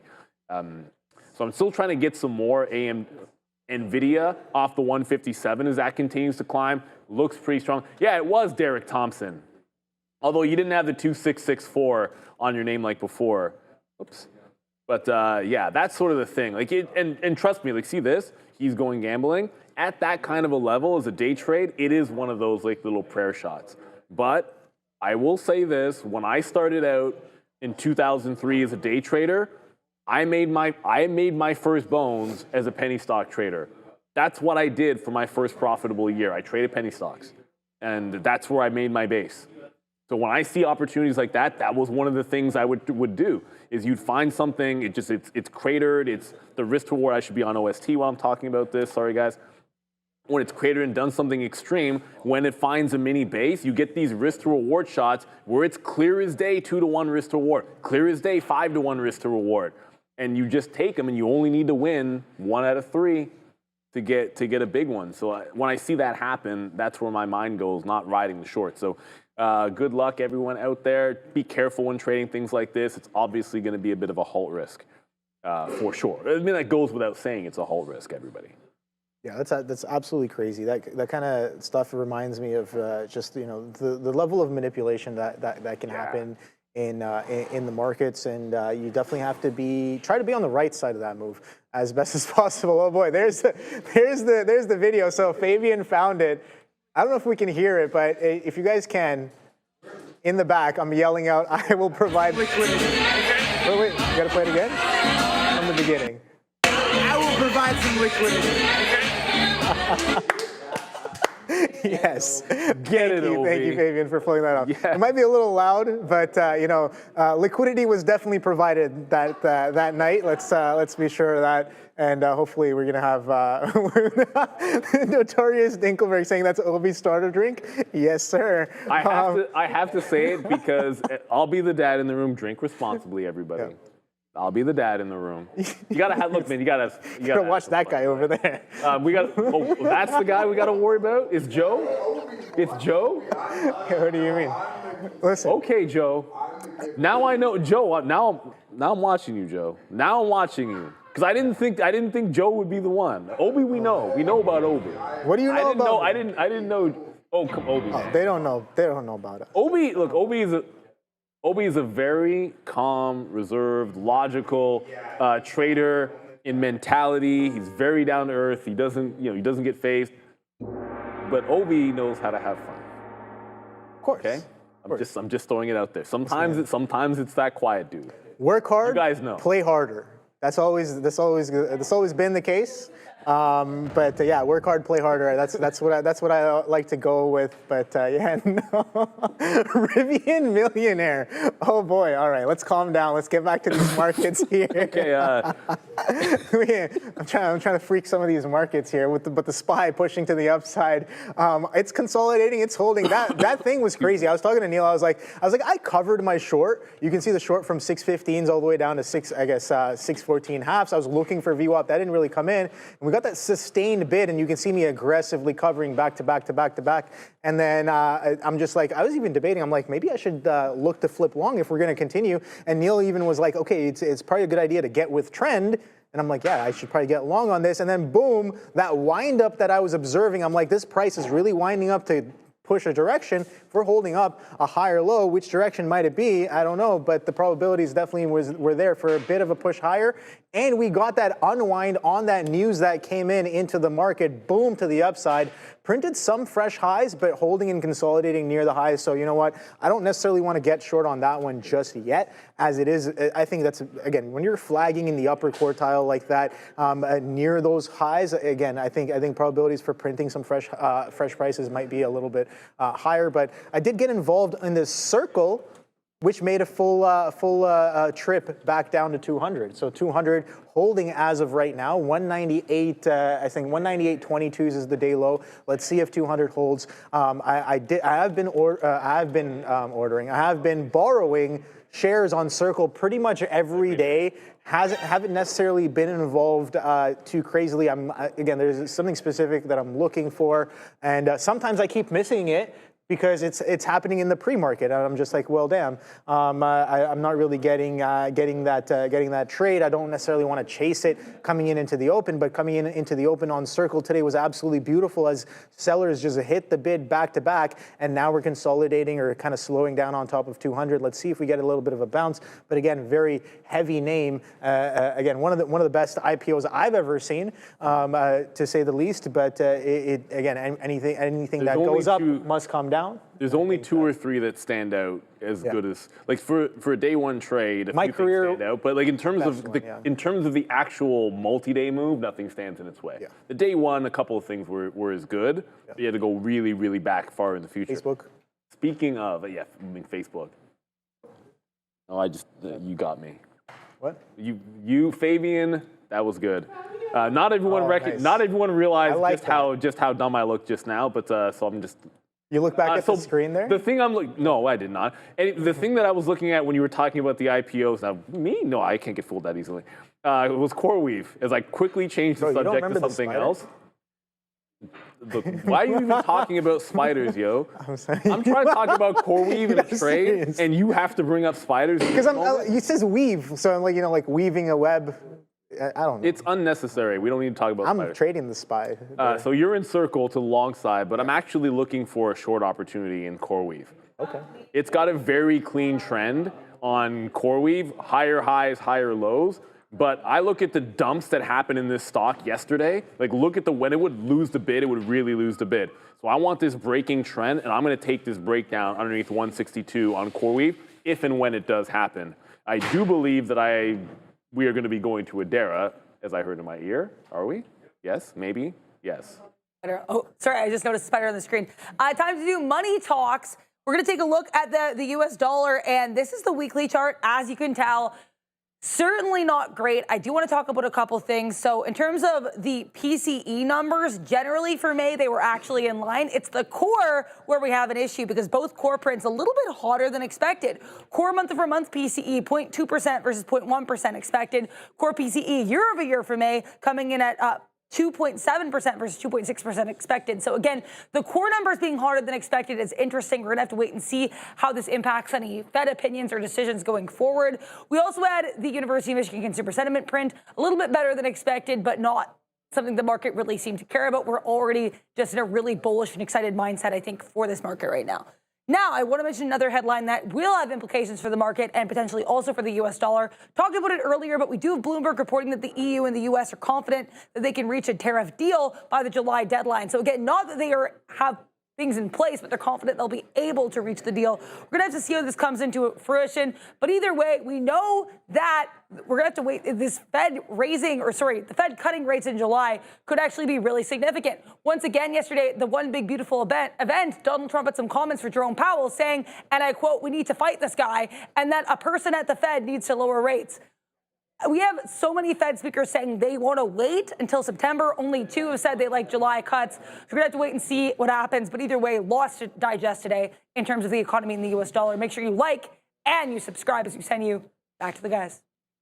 Thank you very much, I think Putin's also speaking right now as well. I just got an alert for a live link, so I'm listening to that. The market started reacting like crazy, and I'm like, something's happening. We saw the orders coming in, and I'm like, I don't know what the news is, but definitely that order started kind of pushing some prints a little earlier there, and I was like, okay, what's happening? Maybe the only thing that I could relate to it was Putin started to speak, and then the market starts to kind of pull back in here. So let's see if that'll come in. Oh boy, so we're kind of holding that supply zone that's shown us in the morning session once again here going into the midday session. So let's see. Again, technically still holding higher lows here, so we're going to continue watching that. Yeah, I think he's pretty much done right now. But he was speaking to the press for a little bit there.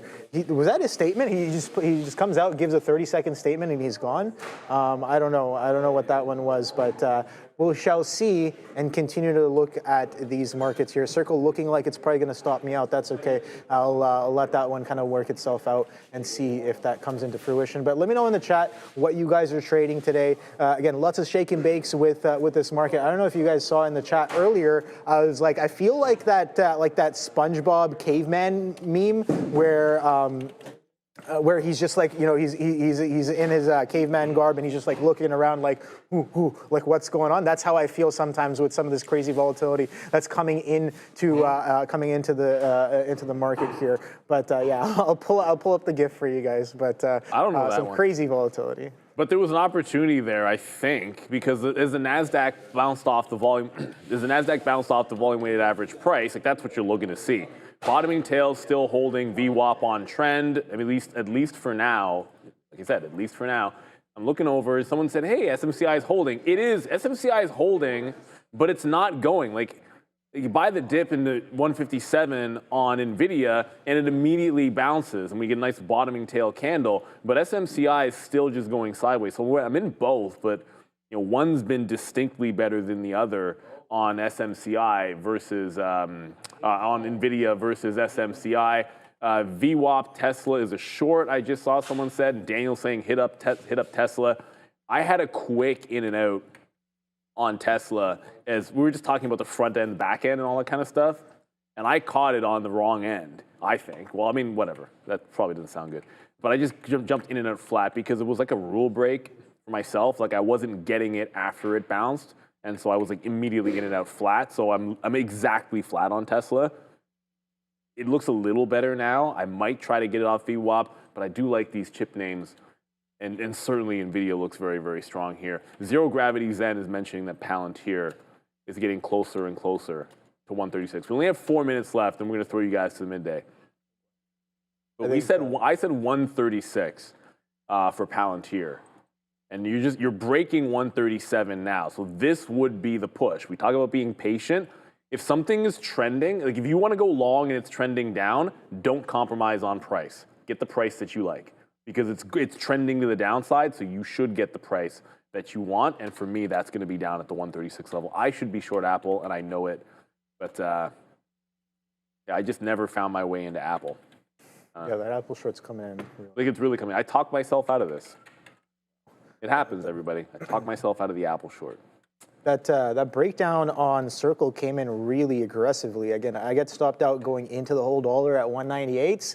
And that 198 breaks down, Neil, and we start printing straight at 196s. So got to be wary of that one there. Yeah, Circle again. Two points. I think 2 points it can do in a blink of an eye. So when you're kind of trading it, you got to have to keep that in mind and be like, all right, well, swipe risk or any sort of like that kind of volatility or just the range that it does. You got to definitely be able to give it a few points to get into the move there. Market's taking a little bit of a pullback as of right now. So the shorts coming in real nice.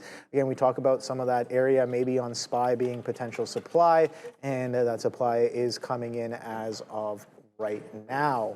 But I got something for you guys. OGEN, orogenics. So each year, 3.8 million concussions are reported in the US. Yet, there is still no FDA-approved treatment. NYSE-listed orogenics, OGEN, is changing that with its first in-class intranasal drug designed for rapid brain access. With the concussion treatment market projected to reach $8.9 billion by 2027, orogenics is uniquely positioned to lead the way. Learn more and schedule a meeting today with orogenics, OGEN. So they trade on the NYSE there. Oh boy, so 195 is coming in here on Circle. So that 200, I guess that 200 consolidation short was nice as we're getting that continuation. Again, some of those those day one levels potentially coming in here on Circle as well. 170s, 180s. I'm going to be watching for some of those. But oh boy, we talk about swing shorts. Losing the bid. Another name that has been or is currently a really, really good swing short is Circle. Popular one, but here's the thing. People have been swinging that short and getting wrecked for the past for a 3 while. days. Oh, no. Like, well, probably most people, but the people who know what they're doing. The best waited for 300 and caught the back end of the trade when it double topped at 300. But very quickly, we tried it the third time, is not a charm. SMCI gave you the VWAP twice, but now we're not holding on to the trend. We're breaking down our support. As I said, NVIDIA just seems a little stronger. I mean, seems a little stronger. NVIDIA is stronger. I mean, seems a little stronger. You can see NVIDIA is a heck of a lot stronger. So if I'm going to ride with one, we'll ride with NVIDIA. So early NVIDIA and then move to SMCI, which wasn't as good. I'm going to rejoin the NVIDIA party, as it's maybe the only long that I still like out there. And I do have we have 1 minute to go, but trend break on CoreWeave, I'm taking this one short if we break down underneath the volume weighted average price. Do like this setup for sure, and I believe we have a super chat. Thank you very much. I know a lot of times it gets busy and we have a little bit of fun. Here was a few, it looks like, because I don't think we got to this. London and other European markets close soon, 11:30. Do you usually pay attention to their impact in the market, especially at all-time highs? Only in specific names. Like if they're dual listed, yes. If ASML has, say, reported earnings and that matters to the chips, then I'll pay attention to the European close. Otherwise, I don't really care too much. The days where you used to get big spikes on volume randomly because, like in the US, because of the European close, it's not really the same thing anymore. That used to be a thing, but only stock specific now. And then is HIMS ready to cool off and a good short? Thank you very much, Anthony. The first one coming from Jay. Well, look, HIMS is, for the same reasons I like NVIDIA. Oh, when you sent this, it must have been up here. Well, there's no point me answering this question now because the mean revert did work. So it broke the trend. This is sort of the thing. If you're ever watching a stock and you're wanting to short it, allow it to stop doing this. I'm not even saying you have to have it short here. Generally speaking, if I was taking it short, I'd probably try to grab that. But it doesn't matter at this point. I obviously got to this too late. If you were able to sniff it out, that's why I like to use trend lines and try not to short something until it breaks that trend line at a bare minimum. So that's the rule that I go by, everybody. And that's the best you can do. Have yourself some rules to your trading, have a reason to get in, have a reason to get out, and that's going to allow you to stay profitable, even if you happen to be going against the grain. So it is 11 o'clock, everybody. We've had some fun. We'll be back at 2 o'clock. Thank you, Obi, filling in well for Sean there. But let's kick it to the Bash Brothers, Sharif, and the troublemaker himself, Joey Options. See you guys.